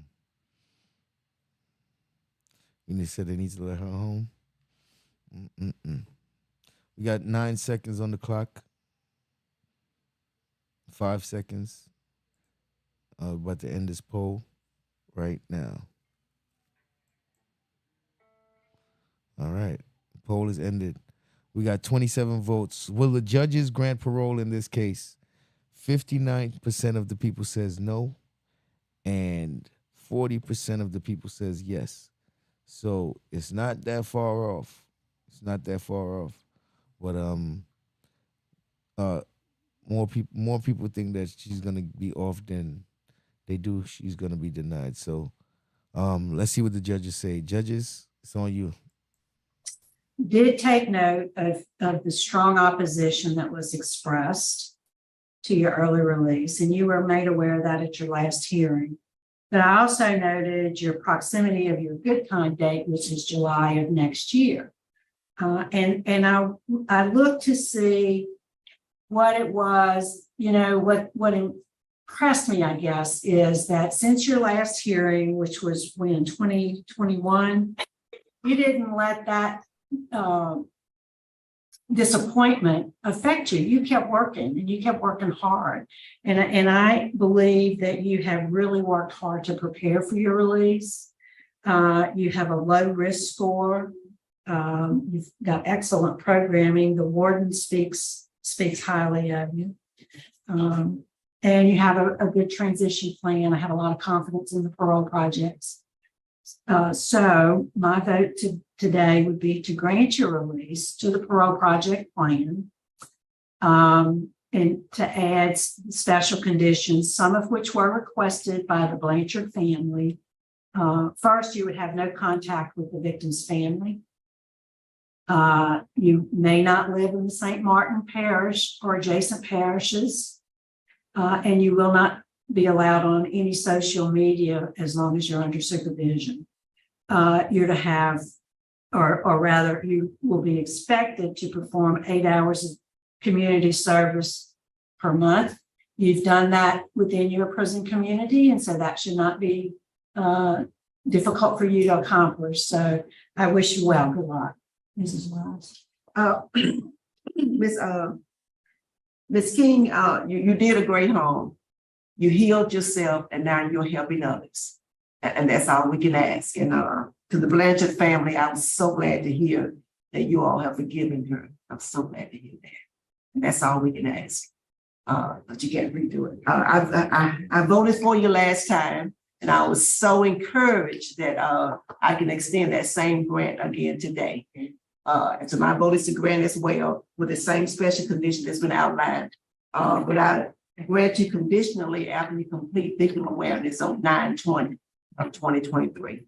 And the special conditions are requested by the Blanchard family. I concur. Mr. Roche? Ms. King, I was not on your original panel, but I read the reasons why you were granted by the two persons that voted for you, and I agree with them. And I'd like to add some conditions. A curfew from 9 p.m. to 6 a.m. and NAAA meetings as directed by your parole officer. Good luck. How about this to grant? Be granted parole. Good Thank luck. you. Thank you. All right. Well, shit. I'm not surprised, but I wasn't too sure if they was gonna let her go. And they did. All right, we on to the next one.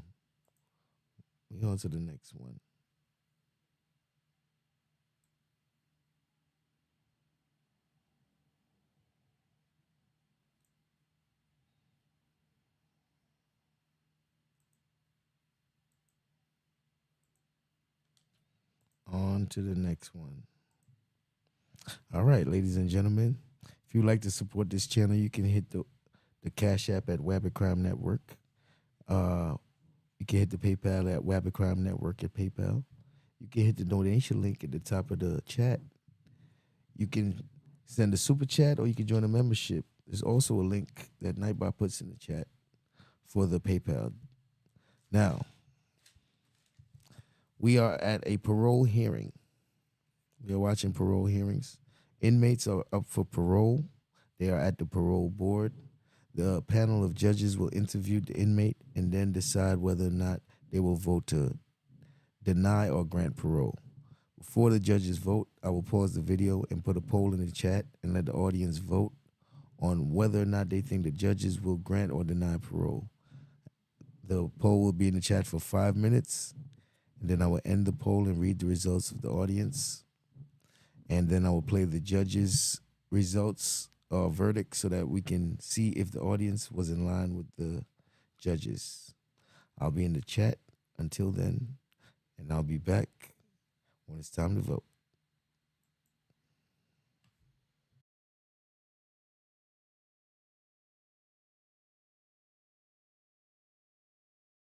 Right, good morning. Sorry for the delay. We had some technicalities we had to take care of.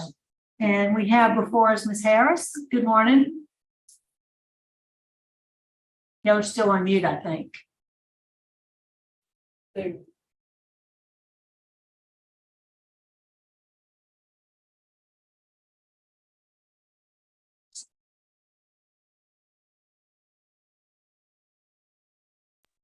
you hear us now? Now I can, yes. Okay, thank you. Ms. Harris, would you introduce yourself? Tell us your name and DOC number, please. Claire Harris, 391168. All right. And let's see. I want to welcome joining us there. Let's see, is Reverend Nash wants to speak on your behalf. On Zoom, we have Katrina Clean, the Promise of Justice. Oh, I'm sorry, you have counsel.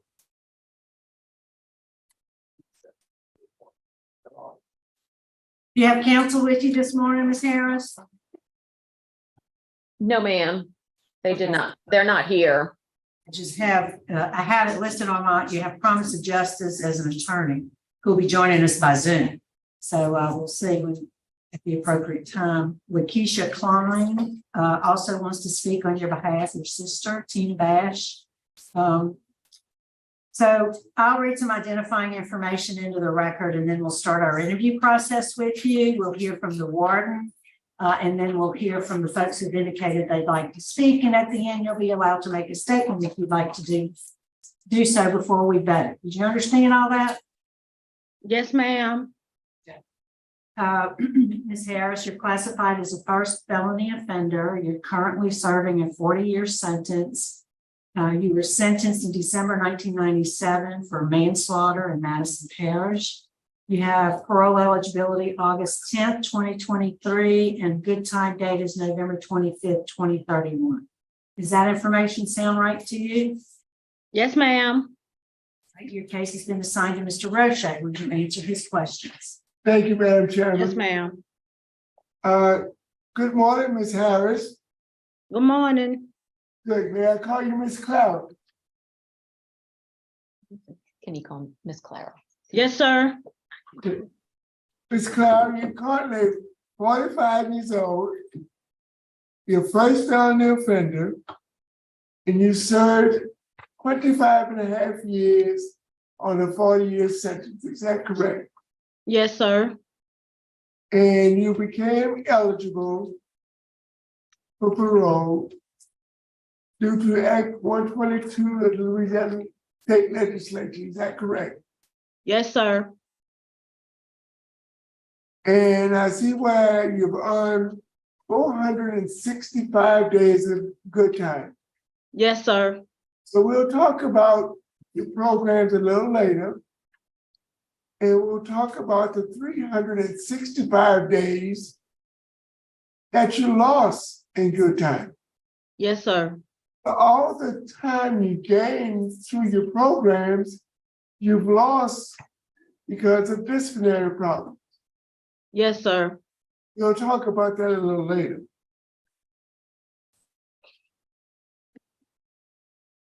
The crime that you committed happened on November 13th, 1997. And you were arrested 8 days later, Yes, sir. and you pled guilty to manslaughter 10 days after that. Yes, sir.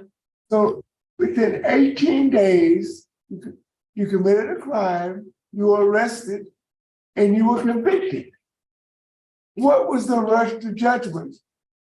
Well, I don't understand. Most convictions happen within 6, 12, 18 months. 10 days after you were arrested, you pled guilty and was sentenced. First of all, you were arrested for first-degree murder, then you pled to manslaughter and pled guilty 10 days later. Tell me why the rush to judgment?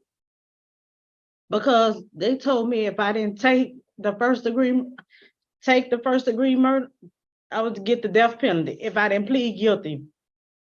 So I plead guilty The manslaughter. to keep from getting the death penalty. Okay. And and the DA was giving you an ultimatum at that time. And if you didn't do it at that time, if found guilty at trial, you would get the death penalty. Yes, sir. Okay. Miss Harris has no warrants. She has no supervision history. I think this is the only arrest on Miss Harris's record. Is that true? Yes, sir. Opposition in this case comes from law enforcement, Sheriff Sammy Bird. Sheriff Bird entered a statement. He says he feels like Miss Harris has not served enough time for paying to pay for her debt, her deceased child. Now, our parole officers could not find any written documentation on exactly what happened. So would you please give us your version of why you've been incarcerated for the last 25 and a half years? Okay. I wasn't supposed to have him. My auntie had custody of him. Hey, tell me who him is.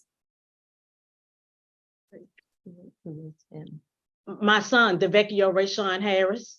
Okay, he was 2 years old. Yes, sir. Okay. So tell me. I wasn't supposed to have him unless I was supervised with my aunt, with the social worker.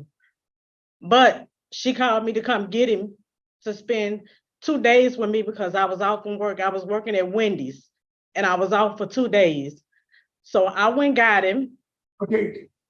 Why did you have to be supervised with your 2-year-old?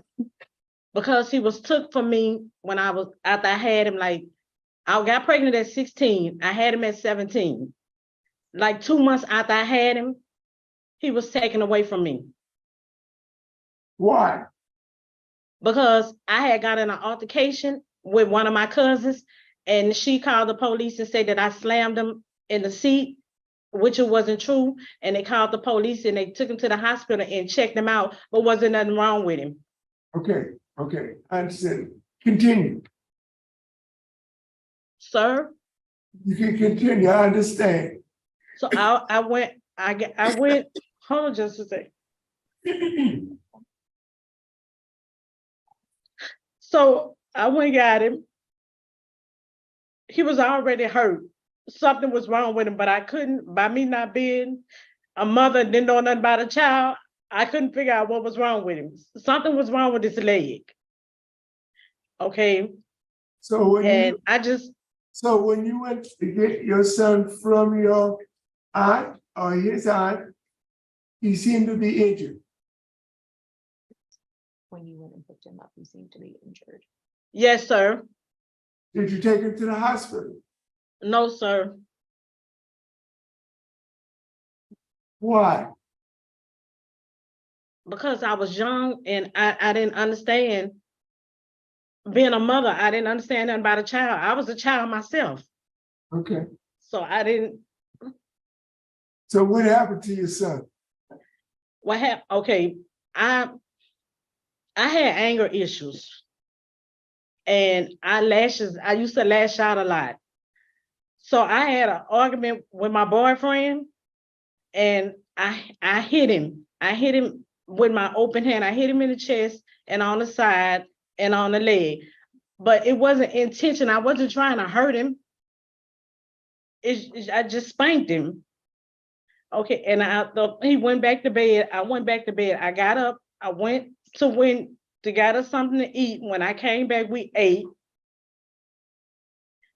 And we played with the other children that was in the house. I was living with someone else. I was living with my boyfriend and his family. And he played, and then that evening when he woke up, he said he was hungry. When he get ready to eat, he always say he want to eat. That's how he say he like to eat a lot. And when he woke up, his mouth locked up on him. I didn't know what to do, so I panicked. I was shaking him. He was throwing up. And I called my aunt and I told Jeffrey, I say, something is wrong with him. He's not breathing and he's not talking. So she told me to call the ambulance, but by the time I called the ambulance, he died in my arms. I wasn't. So, Ms. Cloud, let me get this straight. You were living with your boyfriend, you were angry with your boyfriend, so you whipped your 2-year-old. He went to sleep, he woke up hungry, and his jaw locked up on it, and then you just shook him. Yeah, I was patting him because he was vomiting, trying to stop him from vomiting. Which was the wrong thing to do. Well, so I didn't know at the time. I was just trying to help him. I didn't know. So he died in your arm before. I take full responsibility. I know he died in your arm before medical assistance could arrive. Yes, sir. Okay. According to this record, this is the only arrest on Ms. Harris's record. Ms. Harris, you were 17 or 18 years old, but tell me, was there any drugs or alcohol abuse at that time?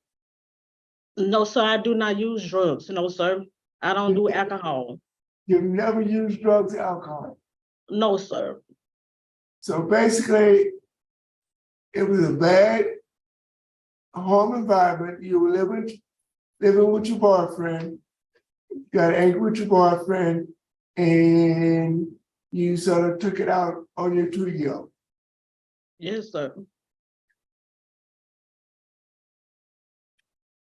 We have a victim statement, and the victim, I think it's Ms. Jacqueline Sanders.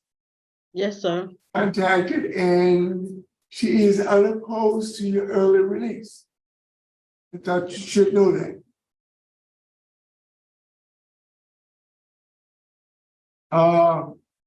Tell me about the programs that you've completed.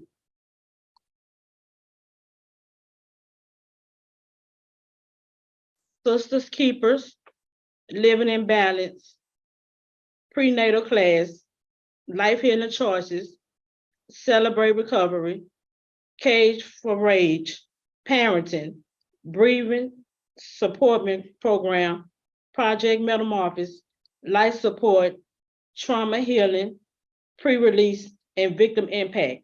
And I'm in school getting my GED. Okay, and you did the dyslexic program too, also. Yes, sir. They helping me get my GED online. Yes, sir. Okay, now, have you finished the victim impact training? I have one class left. Okay. And Warden Thomas, I do have a letter from Miss Christy McGovern saying that she's in the GED program at dyslexic, and she gave me the possibilities, but I'd like to see her continue working on that GED. Absolutely, yes, sir. Because it will be a tremendous help at the age of 45 if she is released. Yes, sir.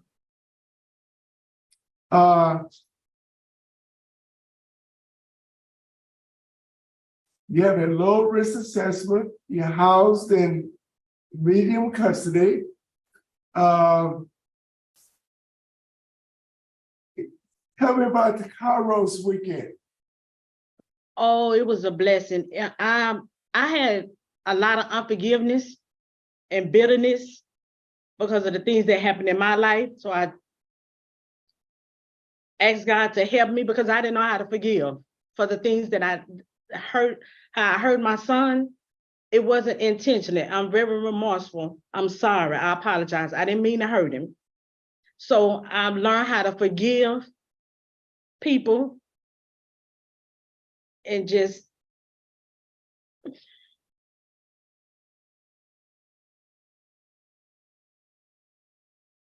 it's just helped me how to forgive.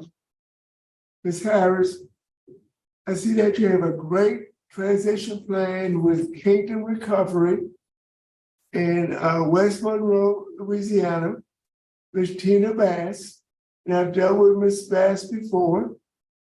But I want to see something better for you than fast food restaurant as a place of employment. If you get that GED and work towards, I like to see you have higher aspirations than working at McDonald's or Burger King. Wouldn't you like that? I'm working at a fast food restaurant. Oh, yes, sir. Work supervisor had no issue with you, security, no issue, and classification officer had no issue. You have a low risk assessment, as I said, but my first concern is that you have a high needs assessment. And a high needs assessment tells me that you will have a difficult time if you're released because you have high need. And let me see if I can find that. Education, antisocial thinking, and peers. Yeah. And antisocial transportation. thinking, yeah. And that's a concern for me, but we will try to deal with that in my decision. 1 second, let me get back. Let's talk about your ACEs score. There is a instrument for female offenders which gauges the criminality in which they're involved in. I've never seen a score of 8 on the ACE evaluation. That's 8 negative things that affected you as an adolescent that may be responsible for the criminality in which we see in you. So, what negative events, activities, or interactions did you have growing up that caused you to become angry? Molestation, abuse from different family members, and rape from my own family members at a young age, a child being raped by a man. Your parents were separated or divorced? Yes, sir. You had people that drink and use drugs in the household? My mother didn't have custody of me. My mother lost custody of me. I was living with my grandmother. Okay. My grandmother raised me. And you had members of your household that was incarcerated? Yes, I had an uncle and a cousin. So, okay. So all those negative things affected you as you were growing up. Yes, sir. How do you feel about those things now? What have you done in the last 25 years to correct those negative impacts it had on your early childhood? I have prayed and asked God to forgive me, and I'm no longer the same person that I was. I don't have anger issues as I used to have before. Okay. Ms. Clara, and I have to talk about this disciplinary record. You entered incarceration in what, 1997? Yes, sir. And your first write-up when you got to LCIW was in June of 1998, and it says threat to security. And that raised a red flag for me. Denise, write out the words, you are a threat to security. What did you do when you first was incarcerated that caused them to think that you were a threat to security? When you were a threat to security, it was one of your first write-ups. Do you recall what it was for? Oh, because I made a statement that I no longer wanted to be there, so they say there was a threat. I wasn't supposed to say that. I had just first got my time. I had just arrived, and I made a statement. I was crying, and I said I didn't want to be here. And she said there was a threat, that I wasn't supposed to make a statement like that. I didn't know I had just came. I had just arrived, but I didn't know you couldn't say that. They say it's like an escape risk. Now, Ms. Clara, I'm gonna be very honest with you. You have well over 200 disciplinary write-ups and 25 years of incarceration. That's an average of 8 write-ups each year of incarceration. And I wouldn't be as worried about that if most of them were in your first 10 or 15 years. But you've had close to 40 write-ups in the last 10 years. The last 10 years of your incarceration. The last one was a very serious write-up, a 21E. And everybody here knows what a 21E is, so we don't have to talk about it. But it's a very serious write-up. Destruction of state property, aggravated disobedience. You said you controlled your anger. In 2018, you had a fight. 2018, you had 2 fights. 2017, fight. Contraband 2016. Defiance in 2015. You had a write-up every year except 2022 in the last 10 years. Yes, sir. So tell me why all the defiance? Sir, I didn't have no hope. I thought my parole, I wasn't expecting this parole date for the 2045. I thought my parole date was gonna be in 2031. I wasn't expecting this. So to be heard this early. So I didn't have no hope of going to the board at all. Ms. Clara, let me stop you.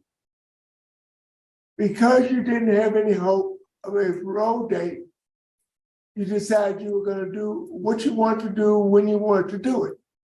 And the rules didn't matter. Your rehabilitation didn't matter to you simply because you want to do what you want to do. Yes, sir. Is that what you're telling me? Yes, sir. In 2021, you knew you had a parole date.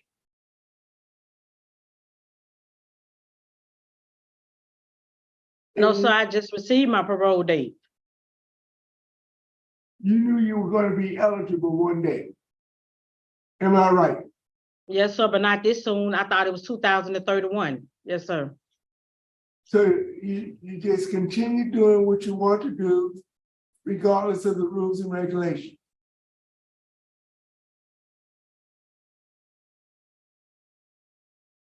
No, sir. According to this record you did. It is a lot of violent and aggravated offenses.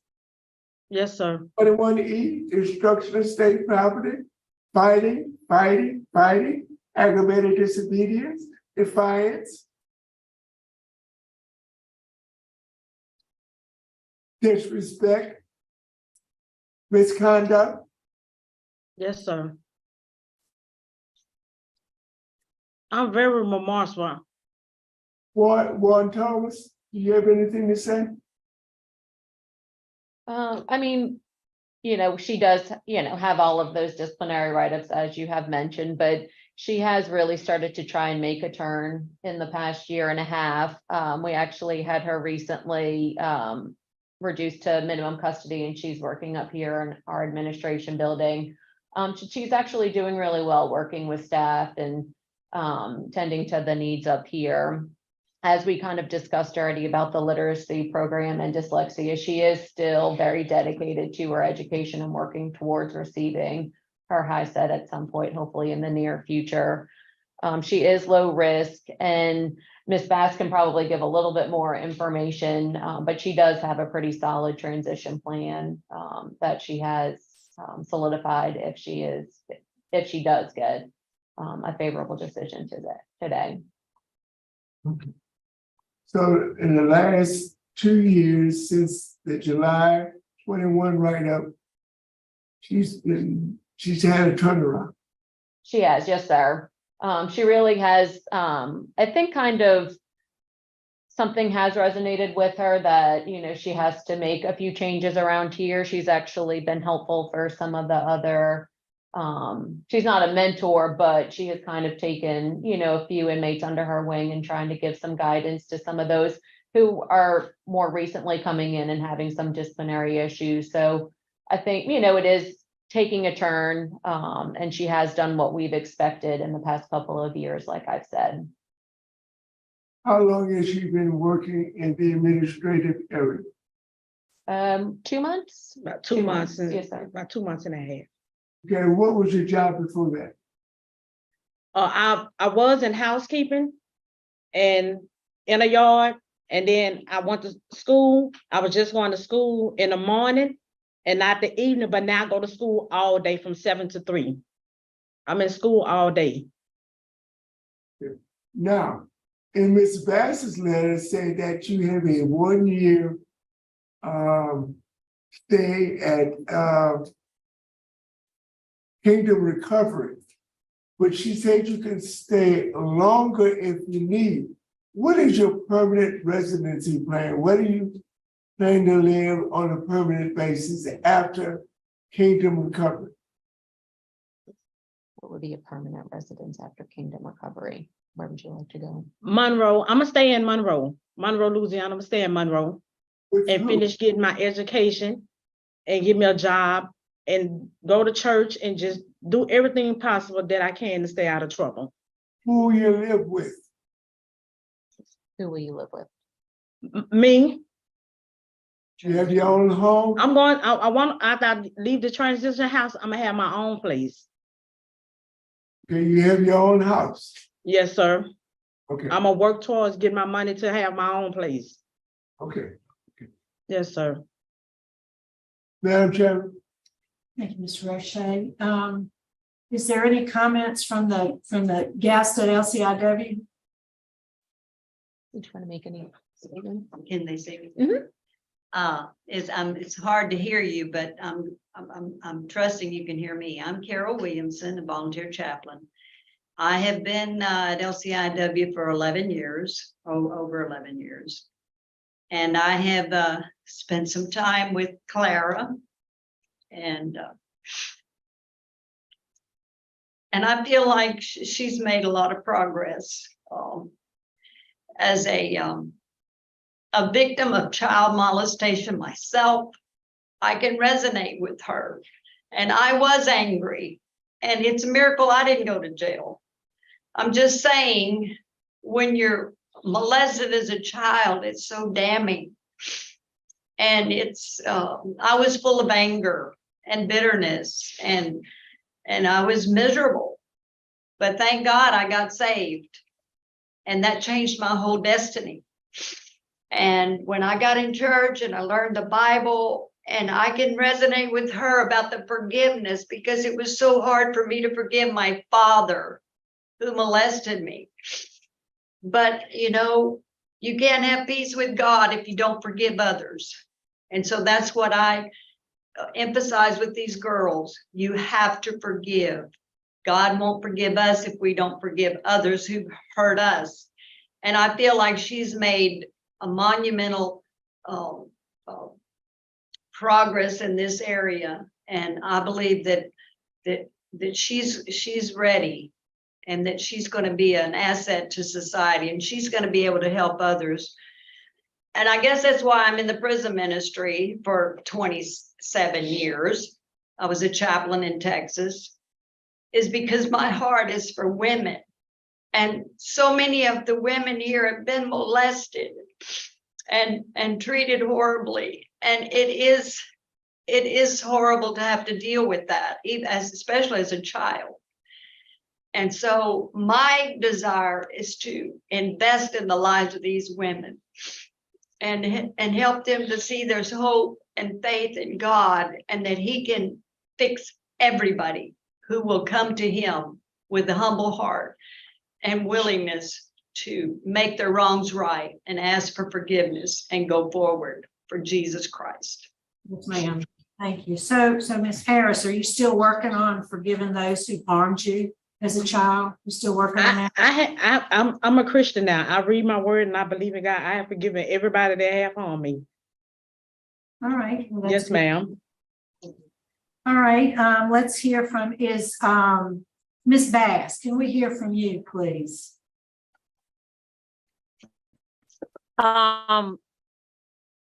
I feel that we have the perfect avenue for Ms. Harris to be able to come into in a stress-free environment that we can take and love her and connect her back into a community that she has no clue what it's like out here. And we can walk side by side with her and get her into a support group, counseling.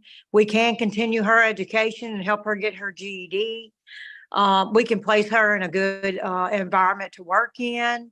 We do that, all the helping on budget and saving and preparing for her future, as far as teaching her, getting her in driving classes, teaching her how to drive, getting a driver's license, all the steps it takes towards getting her into her own environment in her own home one day.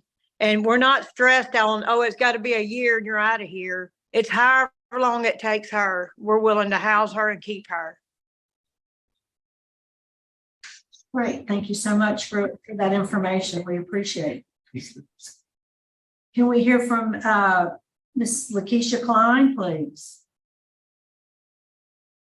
I feel like Clara is ready to come home. It's time. She's my big sister. She's been gone most of my life. And as our older siblings, I feel like she'll be a great role model in this family, because it has been very hard since we lost our parents. I've talked to her over the years on the phone, and from what I see, she really has changed for the better, because I'm a real hard sister, and I know I would tell her what's right from wrong. If I feel like it's wrong, I'm gonna tell her, and I feel like she's changed. And I think she'll be an asset to this outside world, to this society. We love her and we miss her. And we've been praying for her to come home. It's time for her to come home. I feel like she learned her lesson. I feel like she's learned her lesson. She's been there too long. It's time for her to come home. I'm ready. We ready to see her. We couldn't travel to St. Gabriel, but I know we'll be able to see her in Monroe. I'm proud of her with all her education. And she'll be a great access to this society. She'll be a great asset to this society. Please, y'all, let her come home.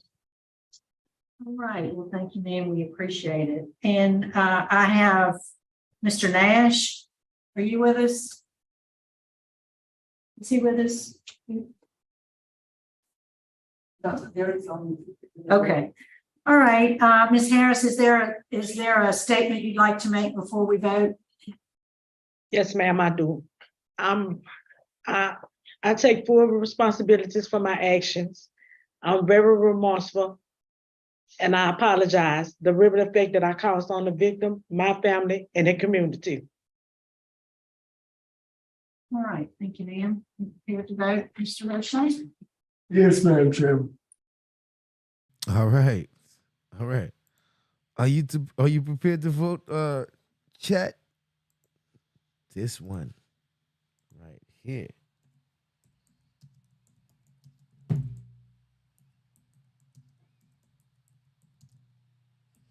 This one right here.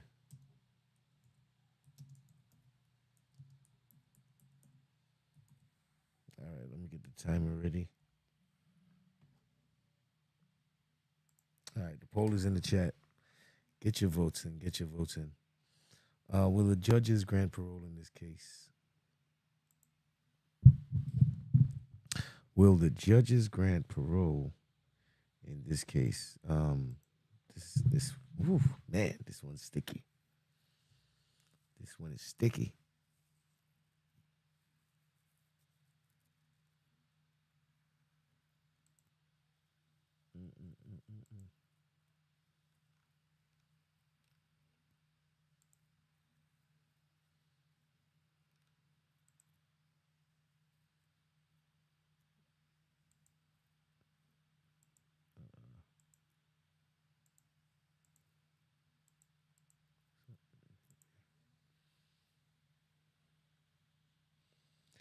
Yeah. Very interesting. How old is she? I forgot. I forgot what age they said. Sorry, I should have kept up with that.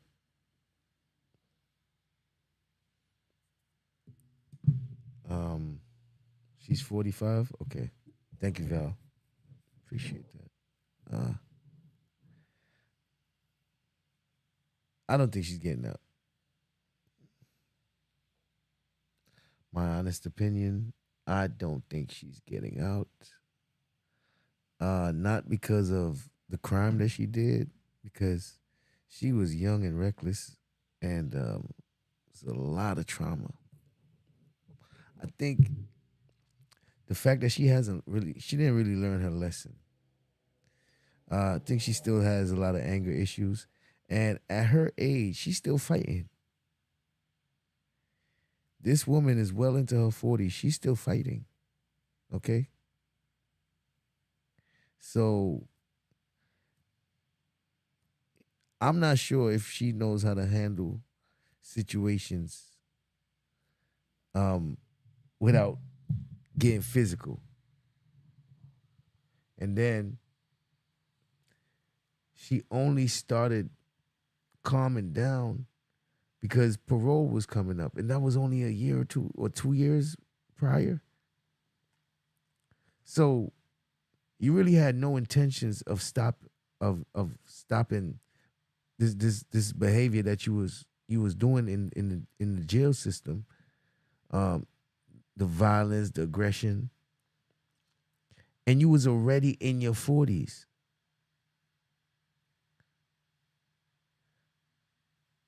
Man, she gonna get out and end up fighting with one of these women in the homes and stuff that she might be around, because I'm sure they might have support groups where they have to be around other women and stuff. She might choke one of them out if they say the wrong thing to her. If they say the wrong thing to her, she might put her hands on them. This is crazy.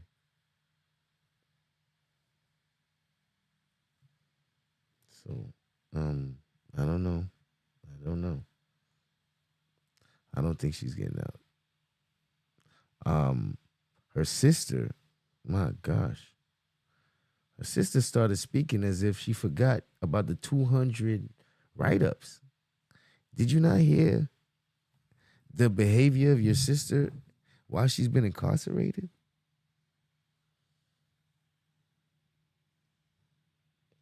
I mean,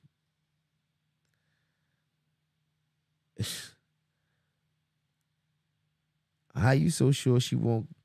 Because when you get outside, out of the jail, you don't get write-ups. You get locked back up. You ain't gonna get a write-up. If you getting all these write-ups and you still getting them up to recently, you're gonna end up in society and putting your hands on somebody. Because you haven't learned how to separate yourself from that type of situation, how to walk away or leave the situation, or you haven't learned that yet. You putting your hands on people. So, she still has that. She's very angry, of course. She's been through a lot. But I don't think she's learned how to handle it as yet. All right, the time is up. The time is up. We're gonna end the votes. We're gonna end the poll. All right, we got 30 votes. Will the judges grant parole in this case? 60% of the people said no. 40% said yes. So this is pretty much a close one.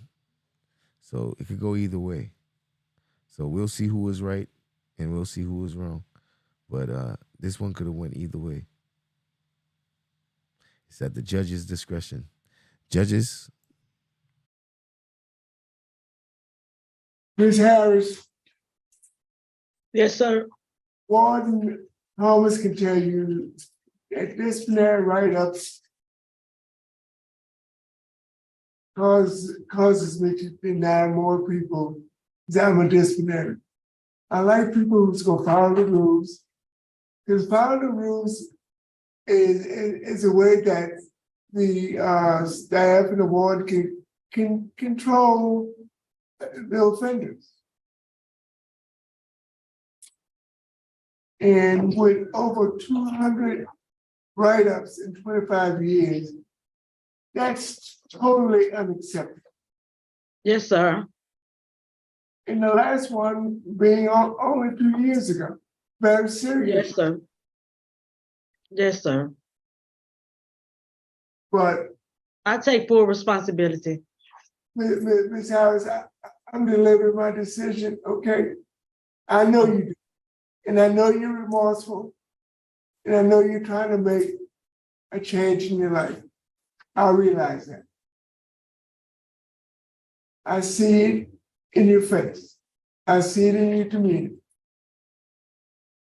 What I'm trying to do right now is to give you a way to get released. But I have to recognize that your disciplinary conduct is unacceptable. So based on what I see this morning and what I've gotten from this interview, I'm going to vote to grant your release conditionally. Condition on that you continue in the GED program, you complete the dyslexic training, and that you have no write-ups in the next 9 months. Yes, sir. Now, if Warden Thomas or Ms. McGovern see that you're not capable of earning that GED after 8.5 months, I'm going to waive that condition based on a letter of certification from Warden Thomas. You understanding me so far? Yes, sir. will not waive one single silent disciplinary write-up. If you get a disciplinary write-up, this will be revoked. Yes, sir. Juan Thomas, can you take care of that for me? Yes, sir. We're good. Mrs. Wise. Ms. Harris, I just want you to know I've been back and forth, back and forth, back and forth. Yes, ma'am. It hurt me that you didn't have any hope, but you had Kairos and you had other programs that you called out that you took, but you didn't see those programs that given you hope. And that was a concern for me. But when the chaplain spoke and she recognizes where you are, I want you to make that swing me a whole nother way. You still have work to do, and you will have a lifetime of work to do. And I'm glad to know that you've forgiven the people who harmed you. And that's all you can do is forgive them and walk forward. So my vote is to grant conditionally as well as to work on the high set. And stay in the transitional program to the transition program only. And that you enroll in general counseling about 8 months after release. Stay with the counselor. You have a lot of stuff to unpack. Yes, ma'am. But that's my vote. All right, Ms. Harris, I agree with my colleagues. So my vote today is to grant conditionally. I won't repeat everything. I will send you a copy of it, and the folks there can help explain it to you. So you got some work to do. Work hard. Good luck to you. Thank Ma'am, you. thank you. Wow. Wow. Congratulations to her, man. Man. That was an interesting one. That was an interesting one. I was very surprised that Mr. Roche was the one who granted her. Like, I thought he would, because like he said, he don't play that write-ups, getting write-ups and disciplinary stuff. So man.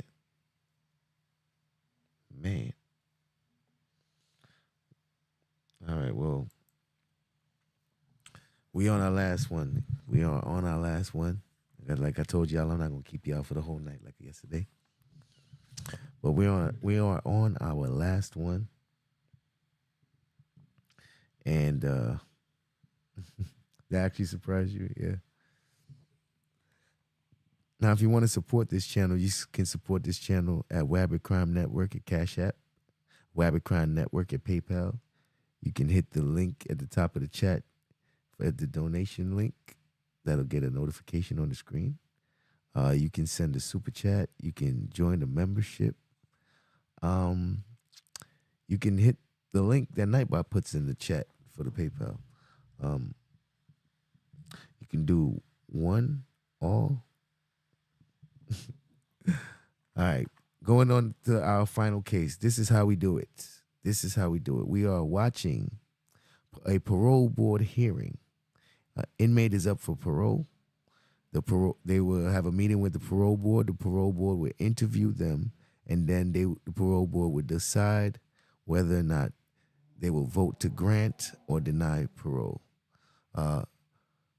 Before the judges vote, I will pause the video and put a poll in the chat and give the audience a chance to vote on whether or not they think the judges will grant parole in this case. I will have the poll in the chat for 5 minutes. After the 5 minutes is up,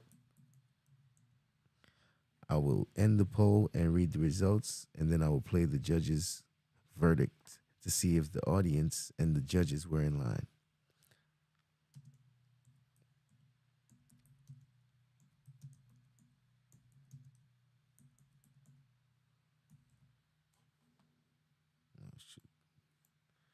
All right. So I'll be in the chat until it's time to vote. And here we go. Our final case.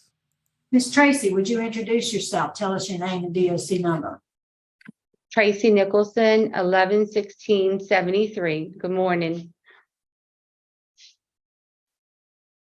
What's your DOC number? Oh, I'm sorry, 567570.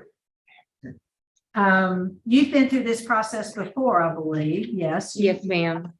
Before, so you know how the process is going to work. So let me just start out by recognizing the folks who are here in support. I see Nikki Nicholson, Rocky Stockstill, Paula Nicholson, and Billy Nicholson. They're with you. Which of those folks will speak on your behalf? Rocky Stockstill, Billy Nicholson, and Nikki Nicholson.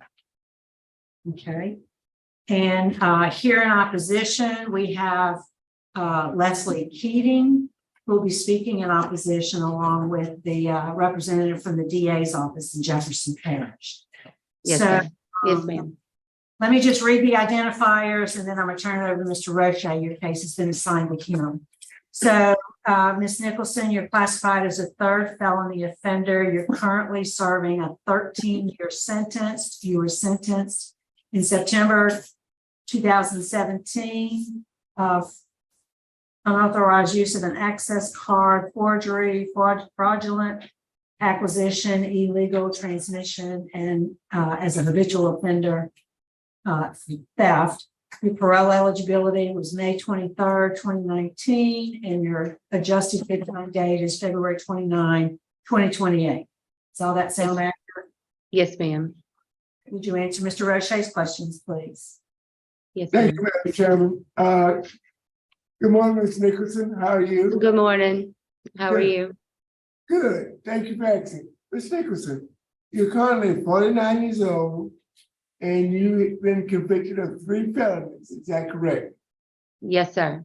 And I'm going to read you a portion of my report. Says it's actually 10 felonies that you've been convicted of, but you're classified as a third.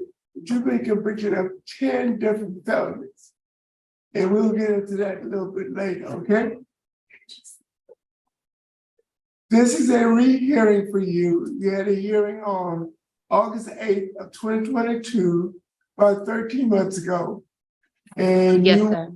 And you were denied by a vote of 2-1. Is that correct? Yes, sir. And the reasons why you were denied: poor supervision history, victim opposition, and a history of substance abuse. Is that correct? Yes, sir. So basically, you can't do anything about your supervision history, and you can't do anything about victim opposition. What have you done in the line of substance abuse to further your fight against your drug addiction? I am still participating in the STAR and the New Beginnings program, which I have been a participant for 6 years. I continue working on my recovery. I also have taken numerous self-help and therapeutic programs. I've been taking 2 in-depth substance abuse classes. I'm currently on the oral naltrexone. I will continue the shots upon release, which is a 28-day treatment plan that I will continue upon release. I will attend, my goal is to attend 90 meetings in 90 days of financial and NA meetings within the community and local churches that may be offered to me. And I will, after that, I will continue 3 to 4 meetings a week once I achieve my goal of 90 meetings in 90 days of financial and NA meetings. We are fortunate to have some of the staff members from LCIW that monitor and operate that program. Would you like to say anything? Hi, I'm Shelley Edgerton. I'm Yes, the. just go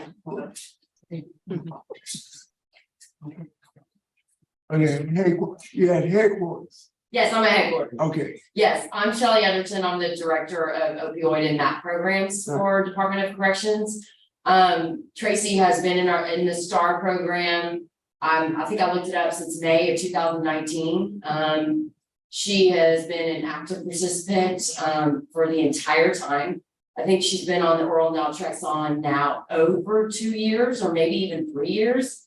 And well, like she said, we will give her the Vivitrol injection that helps fight cravings for opioid use disorders and alcoholism upon release, if she's released. Thank you. Yeah. Ms. Nicholson, Yes, sir. I have a disciplinary record sheet that has no disciplinary write-ups in 7.5 years. Is that still true today? Yes, sir, it is. In 7.5 years of incarceration, you've not had one write-up. That is correct. Job well done. Thank you. Now, my major concern with you, Ms. Nicholson, I have a serious concern, is the way you handle finances. Yes, sir. So tell me the programs that you've completed that would help you in managing your money and keeping your hands off of other people's money. Yes, sir. The class that was offered to me that I did take is financial and parenting education. I did complete that program. There is another financial peace program here offered at LCIW that I have not been able to get into yet due to the waiting list. And Yeah. yes, I am interested in doing that class also. What's the name of the program? And the class I did complete and participate in did discipline me in the budgeting area. What is it called? Participated in, what's the name of it? Financial peace. Financial peace. Financial peace, Mr. Roche. I apologize. Okay, financial peace. Yes, sir. We're gonna see if we can get by the waiting list. Okay, now. You've been incarcerated for 7.5 years.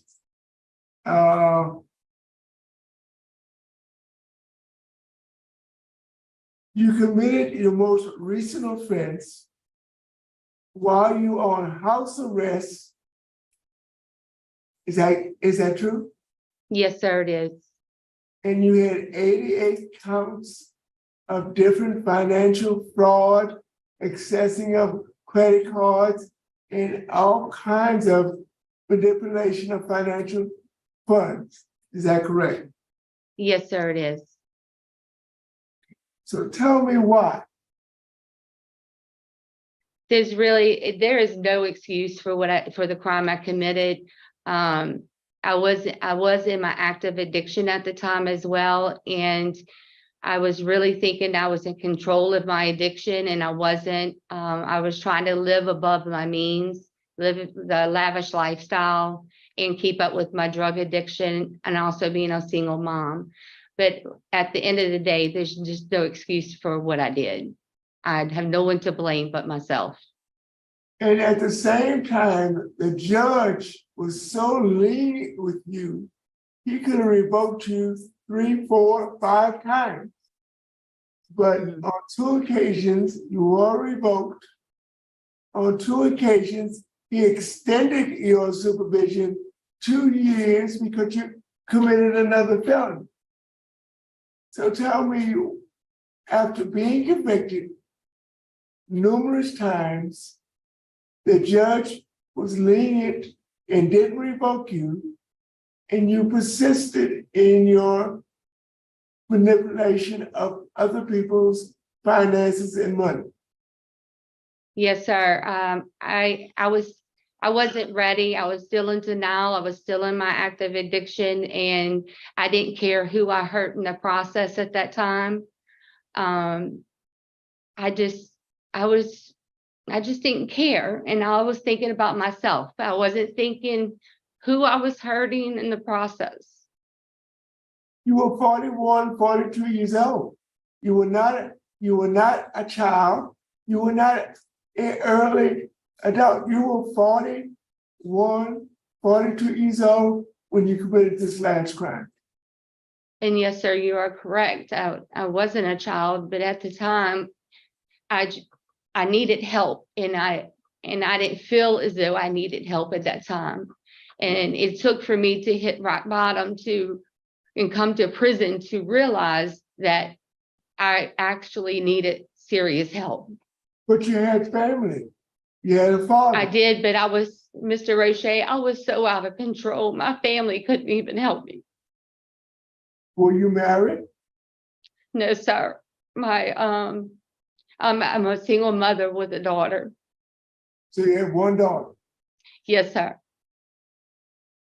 And your parents were living. Your parents are here. I'm sorry, sir. Okay, my understanding, the judge ordered $54,000 of restitution, and your father paid the first $25,000. Yes. At the time, my family really was giving up on me, and they actually made a bank loan to pay the first half of the restitution, which they're still paying today. And my plans are to set up an affordable payment arrangement to pay Ms. Keating the remaining balance I owe her and my family, because they're still paying on that note. And that balance you owe Ms. Keating is $29,902. That is correct. And how do you plan to pay that and repay your father? I will get employment. I will work as many jobs that my day will allow me to work. I will do anything that I can to gain employment. If it's 1, 2, 3 jobs, whatever I can do to make sure I pay what I took from Miss Keating back.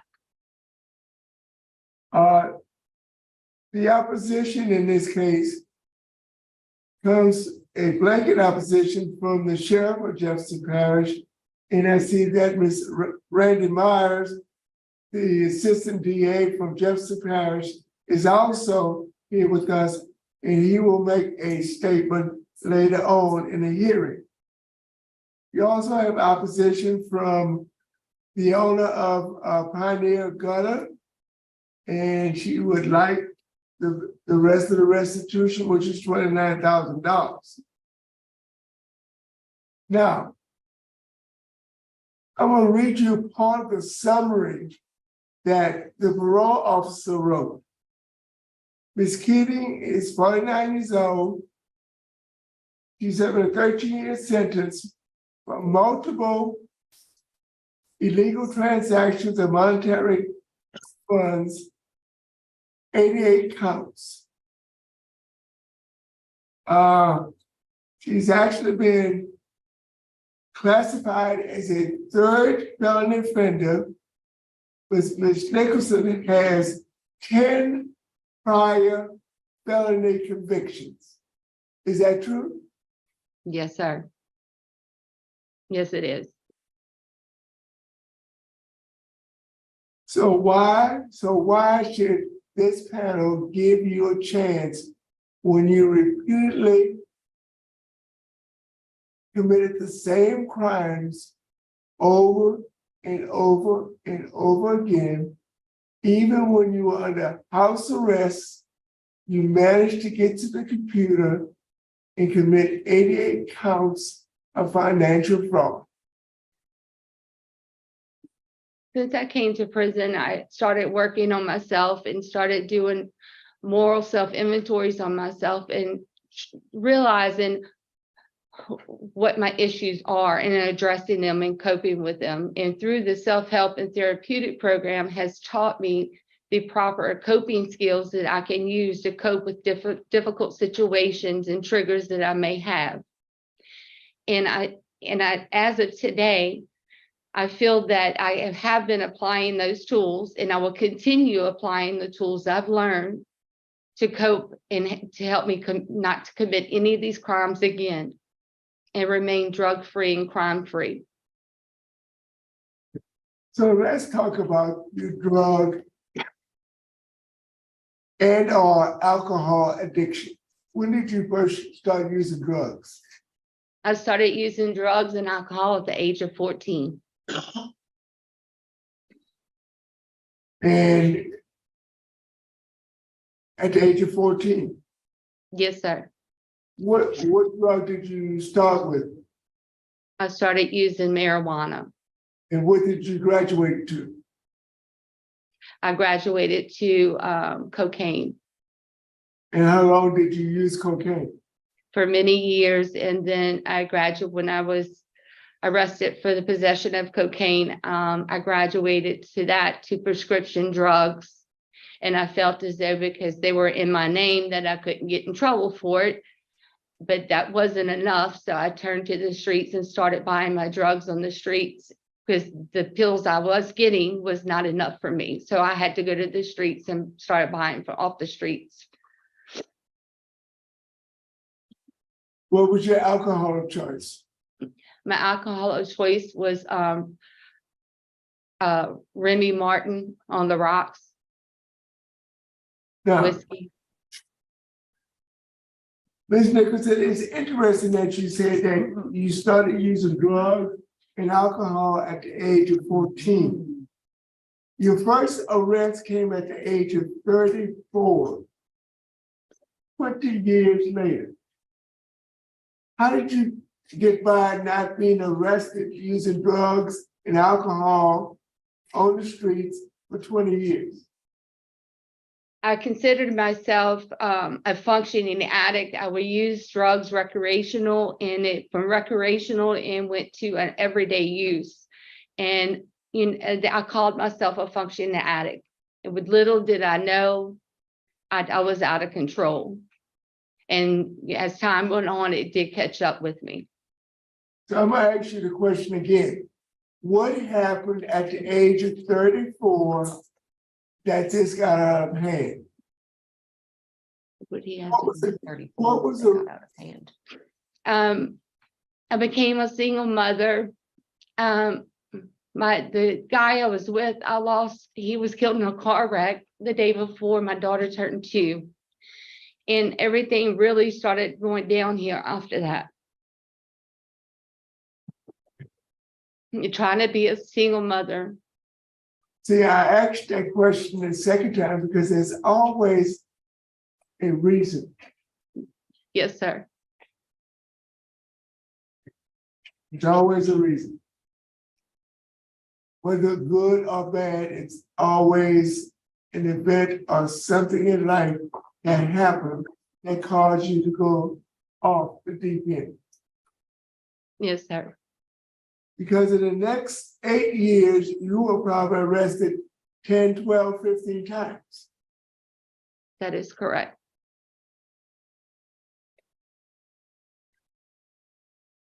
So tell me about all the programs that you've completed other than the financial program. I've completed depression, anxiety, anger management, parenting. I've completed certified in Serve Safe. I'm certified in heavy equipment 1 and 2, numerous heavy equipment machines. I'm certified in paralegal, bankruptcy law, and family law. I also have taken Celebrate Recovery. I've taken I'm trying to think of. Let me help you I've out. also taken the self-esteem. Let me help you out. Celebrate Recovery, Partners in Parenting, Substance Abuse, Criminal and Addictive Thinking, Anger Management, Cage of Rage, Living in Balance, pages 1 and 2, Victim Awareness, Accountability Letter, Depression and Anxiety, Thanking for a Change, Leaving the Enchanted Forest. Tell us about that. Enchanted Forest, it's about how you deal with trauma and co-occurring disorders. And it's a book that was given, that was taught to us through the STAR program. Taught to me through the STAR program. And I also completed the self-esteem. Right, that's what I was going to ask you about next. Tell us about the self-esteem and self-compassion workbook. The self-esteem, it helps you with all the trauma you've been through, how to deal with your fears, your anger, the struggles on how you feel about yourself. and self-compassion, the remorseful part of how you feel over the crimes you committed.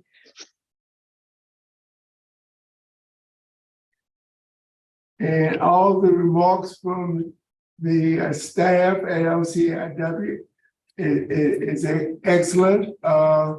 You have a low risk assessment and you have a moderate needs assessment. Warden Thomas, would you like to make any comments? Sure. I think one other class that Tracy did not mention is she's currently in victim impact and will complete that class next week. Is that or 2 weeks? Yes, it's either this week or next week. So she is in that class as well, which her and I have spoken about how beneficial and how much she's taken from that class as well. Some other things that notably that Tracy has done, she is minimum custody right now, and she works offsite at the headquarters detail. So she does well in that job. We've gotten positive comments for the ladies in the building that she works at and the gentleman that she works for. So she does really well in that aspect for us. Tracy and I have talked a lot about from a year ago when she went through the parole process, the parole hearing process. And she kind of went back, and instead of just being upset and feeling like she was not going to get something, she wanted to see what she could do better. And she internalized and really looked at herself and saw what she could make changes from. And I'll tell you, in a year, I see Tracy a good bit on the compound. And I will say, I think one of the biggest things with Tracy was her self-esteem.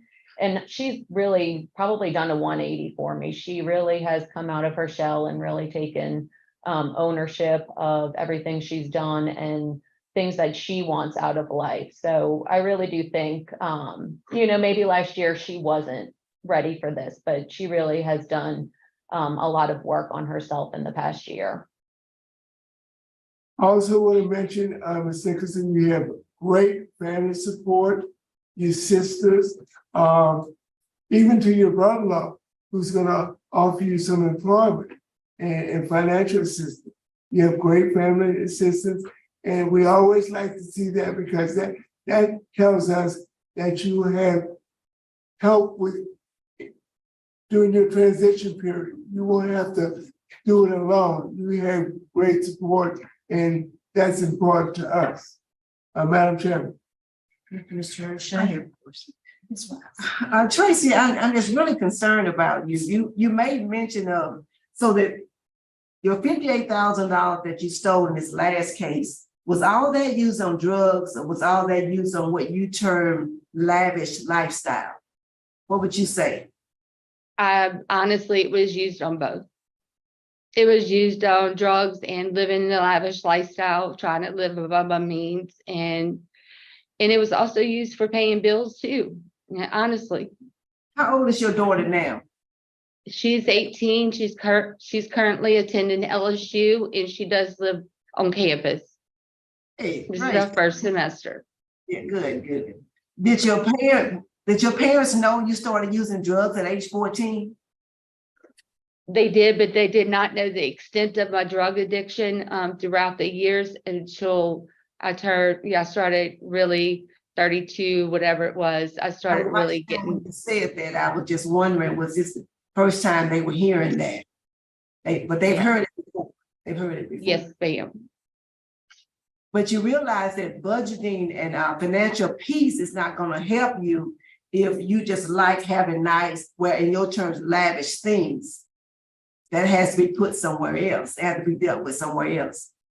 Yes, ma'am. I have also disciplined myself while I've been incarcerated on budgeting. And it's okay that life is too short and too precious to be, worried about drugs and materialistic things. I'm glad to hear you say that. That's all I had, Chairman. Thank you. I'll just comment, Tracy, you mentioned to Mr. Roche, you're going to do whatever it takes to pay the Keating family back and your family. I'll work 1, 2, 3 jobs, however many I need to work. That's not realistic. I'm sorry, what did she say? Not realistic for you to say I'm going to work 3 jobs or however many jobs it takes. while I think it's commendable that you do intend to work on paying the restitution, you gotta have a realistic plan. Yes, ma'am. And Especially that's when we why I look at said, especially when we look at your crimes, the bank fraud and forgery and all those other things, we want to be sure you don't go back to that kind of desperate behavior. I'm just commenting, I don't expect an answer. okay. Let's hear, could we hear from your father, Mr. Nicholson? Is there something you'd like us to know? Daddy. Come right here. Call me off guard there. That's okay, sir. What would you like us to know about your daughter?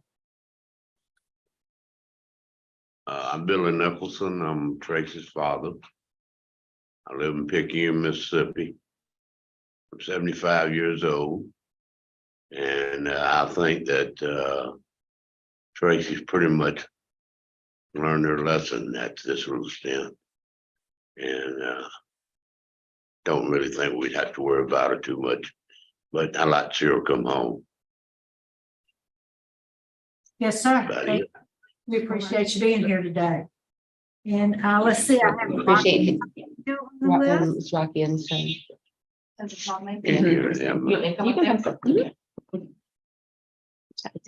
Okay. Hey, I'm Rocky Stockstill. I'm Tracy's sister. I live in Mississippi as well.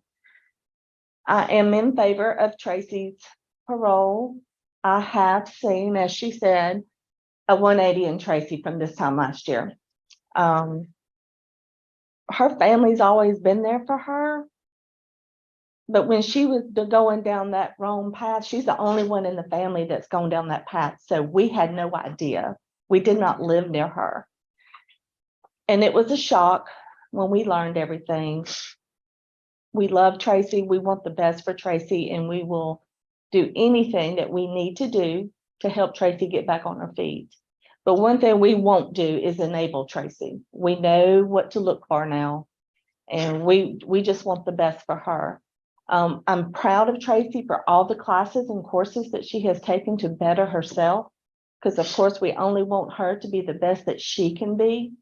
But most importantly, we want her to come out and be an honest and productive citizen in the community. And as far as the restitution, yes, we're still paying it, but what's most important is her victim. And if it takes her until the day she leaves Earth paying us, we're okay with it. But she will pay us.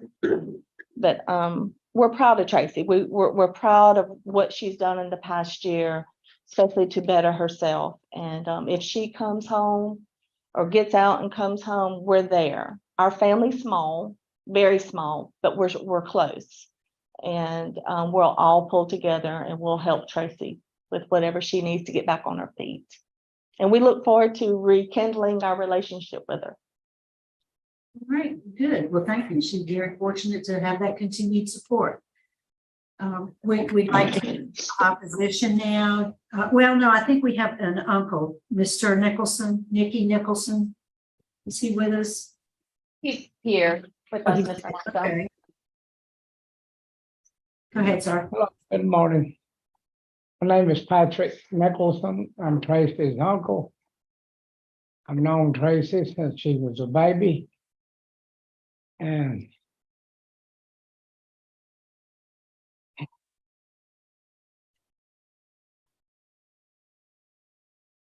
we didn't know the extent of Tracy's problem. She started going down this road, and it was there before we really realized what was happening.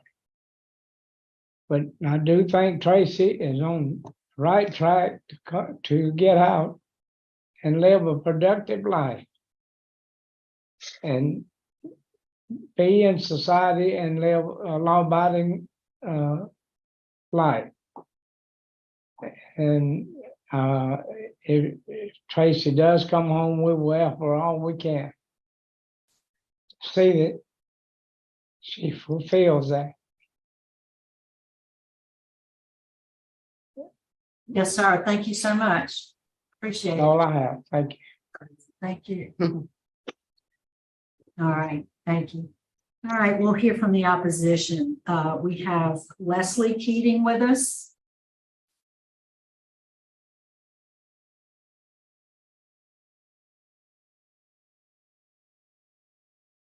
Here we go. Go ahead.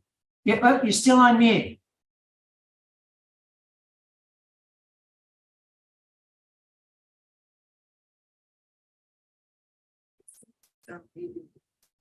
Well, it says unmuted.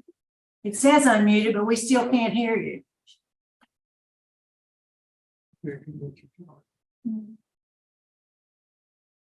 Was that something? Can you turn your volume up?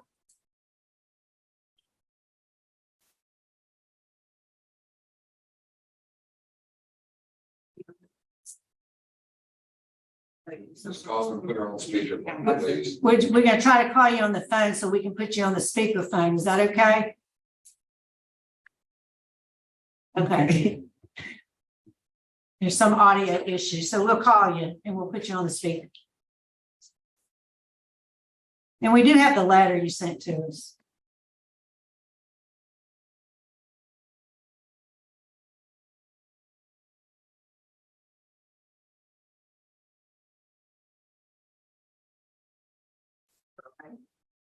If there's a feedback issue, you have to turn the speaker there. No. And we're gonna have to turn ours off. It's fine. All right. Go ahead, ma'am. Sorry for the problem, but go ahead and tell us what you'd like us to know. I understand. I apologize about the issues, the audio issues. And I understand that y'all have read the past letter that we had written.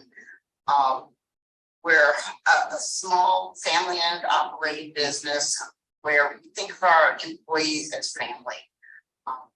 And that's part of the reason why what Ms. Nicholson did was so hurtful to us. When she came to work for us, we were completely unaware that she was on house arrest for embezzling from her previous employer. When she interviewed for the job, she claimed that she didn't need the money. She had other sources of income, that she just really wanted to work and keep busy. She showed up every day, seemed eager and willing to do a good job, and she acted like a model employee and quickly gained our trust. Over the course of several months, she repeatedly stole checks and credit cards from numerous customers, forged several business checks, and stole my identity. She opened at least one credit card in my name and numerous business merchant accounts. She stole enough money that and transferred it to her own personal account that she almost bankrupted our company, putting us out of business, putting all of our employees that we had out of a job right before Christmas time. And as she admitted, the money she stole wasn't to feed her family or to put clothes on her child. It was just to support a lavish lifestyle and supposedly drugs. We never noticed any drug abuse. There was never anything that indicated that issue. She just, stole from us and go in and buy lavish designer purses and things like that, and then flaunt it in front of us.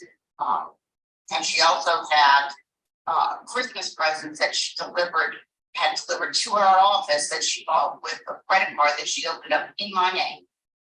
Her actions not only negatively affected my life, my family's life, all of our employees, our customers, Ms. Nicholson herself, her child, and her family, which is well over 80 people. And as you can tell, just from the number of accounts of forgery that we're aware of that she had. To date, our records are still not completely reconciled. In addition, as a direct result of her actions, I have lost the ability to trust anyone outside of family with something as simple as processing customer payments, something that, a basic task that any office employee should be able to handle for us. In addition to the money that she stole, we had to pay thousands of dollars in attorney's fees and pay additional staff to try to track what was stolen. Sorry.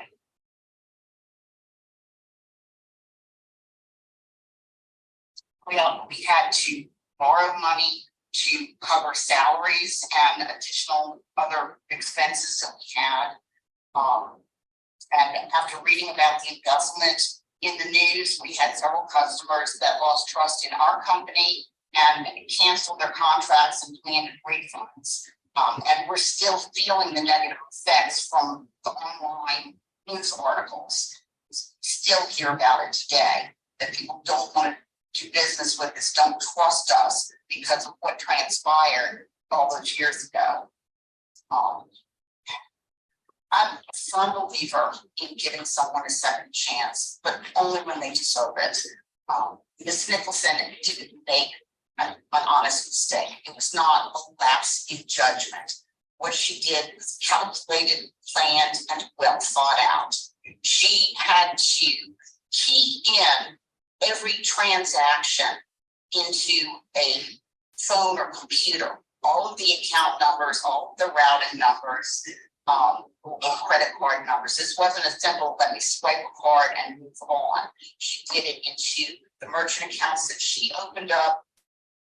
She also did it in my merchant account, falsifying a couple of the digits on the account. So it failed on my end, but processed into her account. It's a very calculated move, and she did this over and over and over again. She had embezzled from her employer prior to coming to work for us. Then when the court showed her leniency and put her on house arrest, she came to work for us and embezzled from us and stole my identity. After we fired her for these actions, she went to work for someone else and embezzled from them as well. Ankle bracelet did not stop her. The desire to be a better person did not stop her. But to be a good parent didn't stop her. She didn't stop because she grew a conscience. The only reason she stopped is because she was put in jail. And who knows how many other people she's stolen from that she hasn't been caught. We believe that she embezzled at least $60,000 from us. We don't know exactly how many merchant accounts she actually opened or tried to open, how many more or how many other check or credit card payments that she redirected into her personal account, or even how many personal accounts that she has. If she has truly changed and learned her lesson in preparation of being released, instead of just taking classes that were to better herself, I believe that she should have been taking classes to help others. Things like being in a role model position. I understand that she has been a model citizen in prison where she's not getting into trouble, but she's not doing any type of leadership that anything that can help others to help guide them, be a mentor to help guide them. Ms. Keating, can you wrap it up for us, please, ma'am? Yes, I'll try to wrap it up. As I mentioned in the opening statement, that she came across as a model employee. Clearly, she was not. she's very good at lying and manipulating others, and is doing the same thing to this court. She's a model citizen in prison, but she's lying to people in return. She's just manipulating everyone.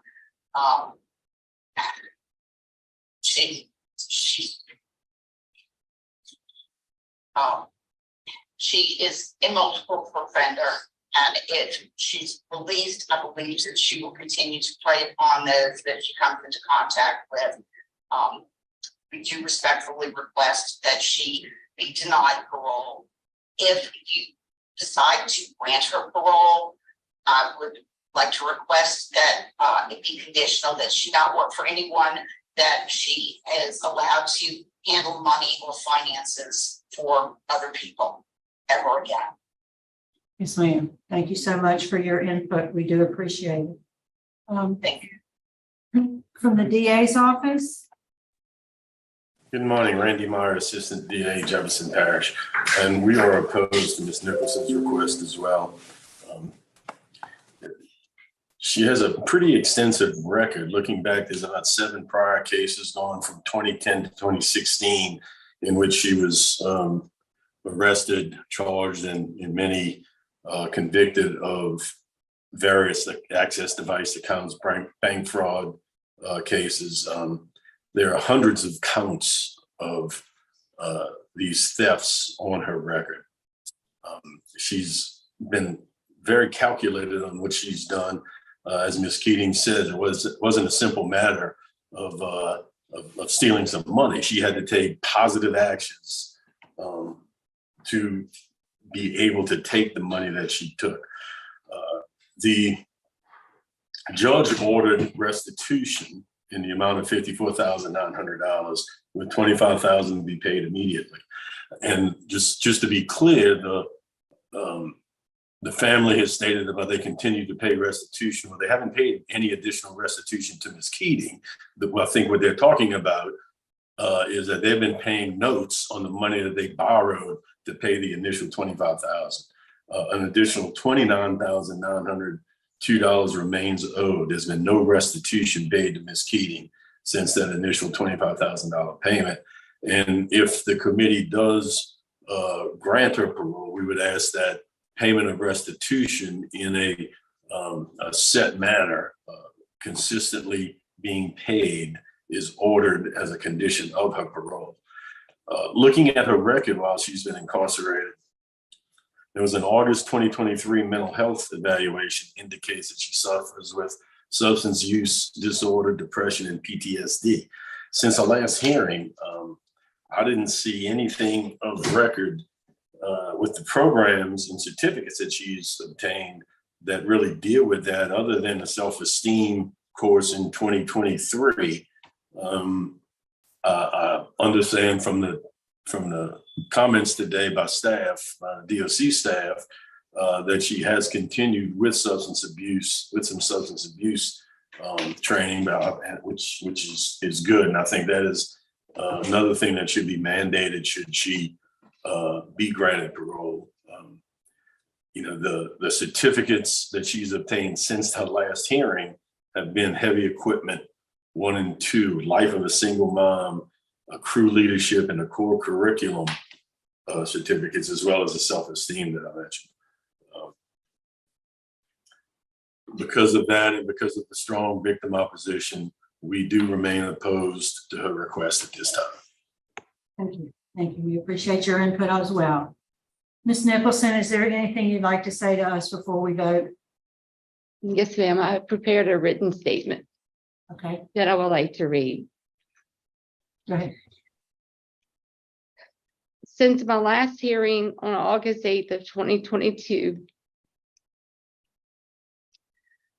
using the tools from the self-help and therapeutic programs I've participated in, I did another moral self-inventory and realized, aside from my drug addiction, I have a money addiction, which my addictions led me to making bad choices. There is no excuse for the crime I committed. Excuse me. I take full responsibility of my actions. And I cannot even imagine the devastation, the stress, and the financial hardship I placed on my victim. And most importantly, the trust I took away from her that she will ever have in others. And I am truly sorry for that. But in my past hearing, my victim has stated that she never received an apology letter from me. So in turn, I did another victim accountability letter and mailed it to the Victim Crime Bureau.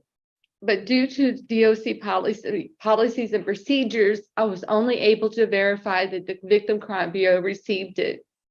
But I am prepared to read it to my victim today if need be. Once I gain an employment, I will set an affordable payment plan for all the restitution I owe, including the bank loan on the first half of my family that is still paying. They're still paying. However, I know paying back the restitution I owe will not erase all the damage I've done. And I ask for forgiveness. If I am given a second chance in society, I will continue to be a better person. And with it, instead, I now know how to set and attain goals with the numerous self-help and therapeutic programs I've participated in. Applying the tools I've learned, I can now recognize my self-destructive triggers and make better choices in a healthier way without harming others. Through the rehabilitation I've received while incarcerated has made me a confident, trustworthy, responsible, and sober woman today. I will take all the knowledge that I have achieved while incarcerated and give to others that are suffering with addictions. Once again, I'm truly sorry for my wrongs. I have no one to blame but myself. Thank you. Right, thank you. I think we are prepared to vote, Mr. Roche. Are you guys prepared to vote? This is our last one for the day. Are we prepared to vote? Let me get the timer ready. And poll is in the chat. Timer has started. Get your votes in. Will the judges grant parole in this case?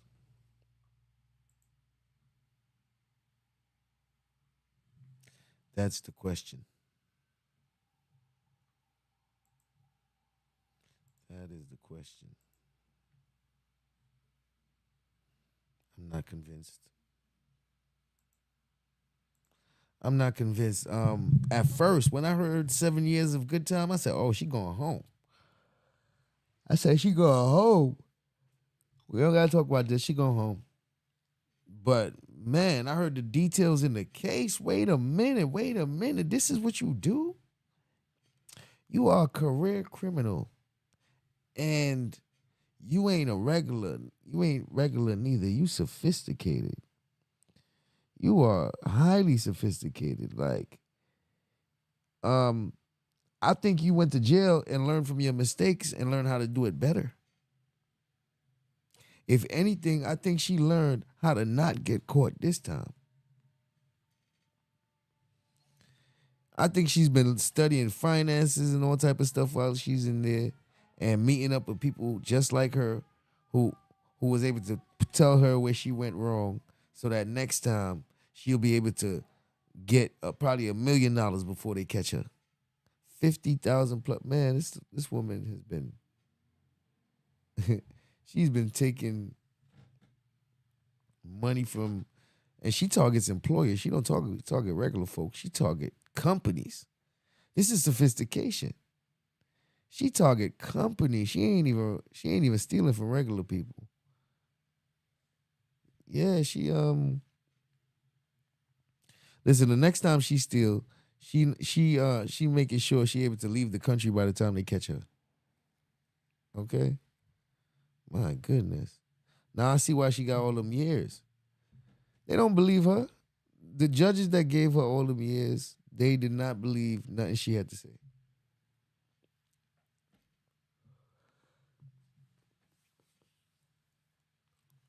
And she's so conniving with it. Like, the way she deal with it is like she smile right in your face. And could you imagine the model employee? She coming into work on time. She doing overtime. She doing extra work off the books. She overextending herself. And why is that? Because she robbing you on the low. Because she robbing you blind without you even realizing it. You entrusting her with everything. She's like your most trustworthy employee, but that's the one that's stealing everything. Yeah. Yeah. Lot of mercy. Man. That's interesting. Well, I don't know. 7 years, good time. You gotta put that in consideration. But we dealing with a con artist, man. We're dealing with a con artist. You know, all the good time could be part of the act, but then, you know, you can't. One thing I did hear them say is you can't really go off of the crime that they committed. Um, like you have to really look at who they've been since they've been in jail. Have they been rehabilitated and stuff like that? You know, did they learn their lesson? Do you think they might commit the crime again? So I'm thinking they might consider a lot of that, but I don't know, man. I don't know. I don't know. I'm gonna say yes. I'm gonna say yes. They're gonna let her go. That's what I'm gonna say. I'm gonna say yes. They're gonna let her go. I don't know. They seem like they was in a good mood today. Um, yeah. So I'll leave it at yes and see how it goes. We got 19 seconds left to vote. Um, 9 seconds left. 5. And the polls are closed. The polls is closed. We got the results are in. We got 26 votes. Will the judges grant parole in this case? 84% said no. 15% said yes. I'm part of the minority. So let's see how it goes. Judges. Thank you, Madam Chairman. Ms. Nicholson, Yes, sir. this has been a very difficult case for me. I've been reading for the last 2 or 3 days. And I was amazed at the repeated actions on your part, even after being on house arrest, committing so many financial crimes, knowing that you would affect the lives of the victims and the people that worked for the victims. As Ms. Keating said, you affected 80 people when you almost closed down her business. She had to borrow money to meet payroll. And after you left that, you went to another employee and did the same thing.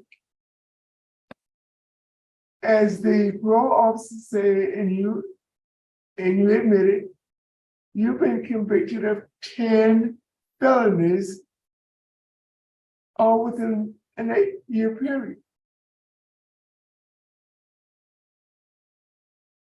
Based on the negative effects that your offenses had on the victims and the community at large, law enforcement opposition, opposition from the DA's office, a poor supervision history, an extensive criminal background, I have no other choice than to deny you because you've only served 7.5 years on a 13-year sentence. And I think that you need some more time to search your inner being and come to a realization that you cannot be a parasite on the community at large. And that's what you are, a parasite.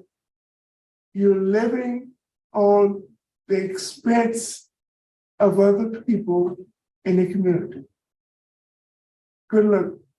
Thank you, Mr. Rushay. Mrs. Wise. Ms. Tracy, I've listened as well, and I don't hear you owning who you were then.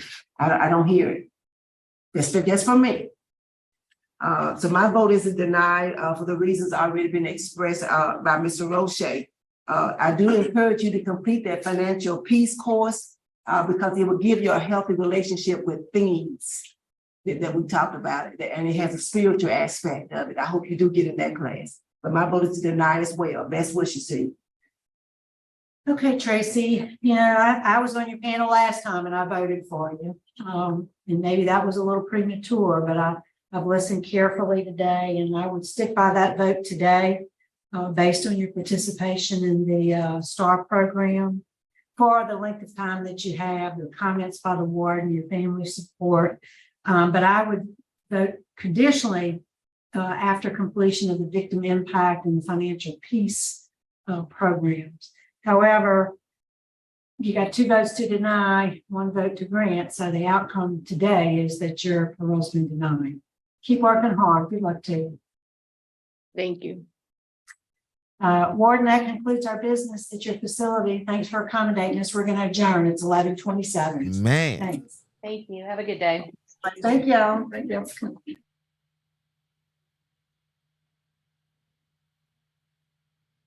Talk about sadness. Man. And yeah, so the majority of you guys was right. The voters got it right this time.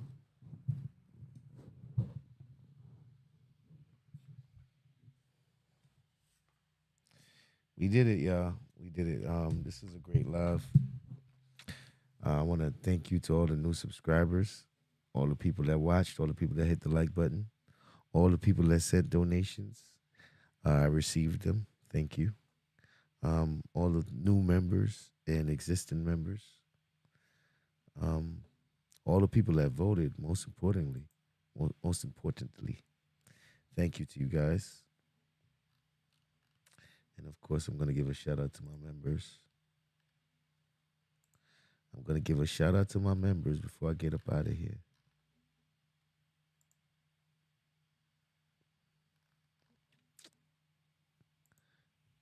I hope you guys enjoyed these cases. We got much more to come.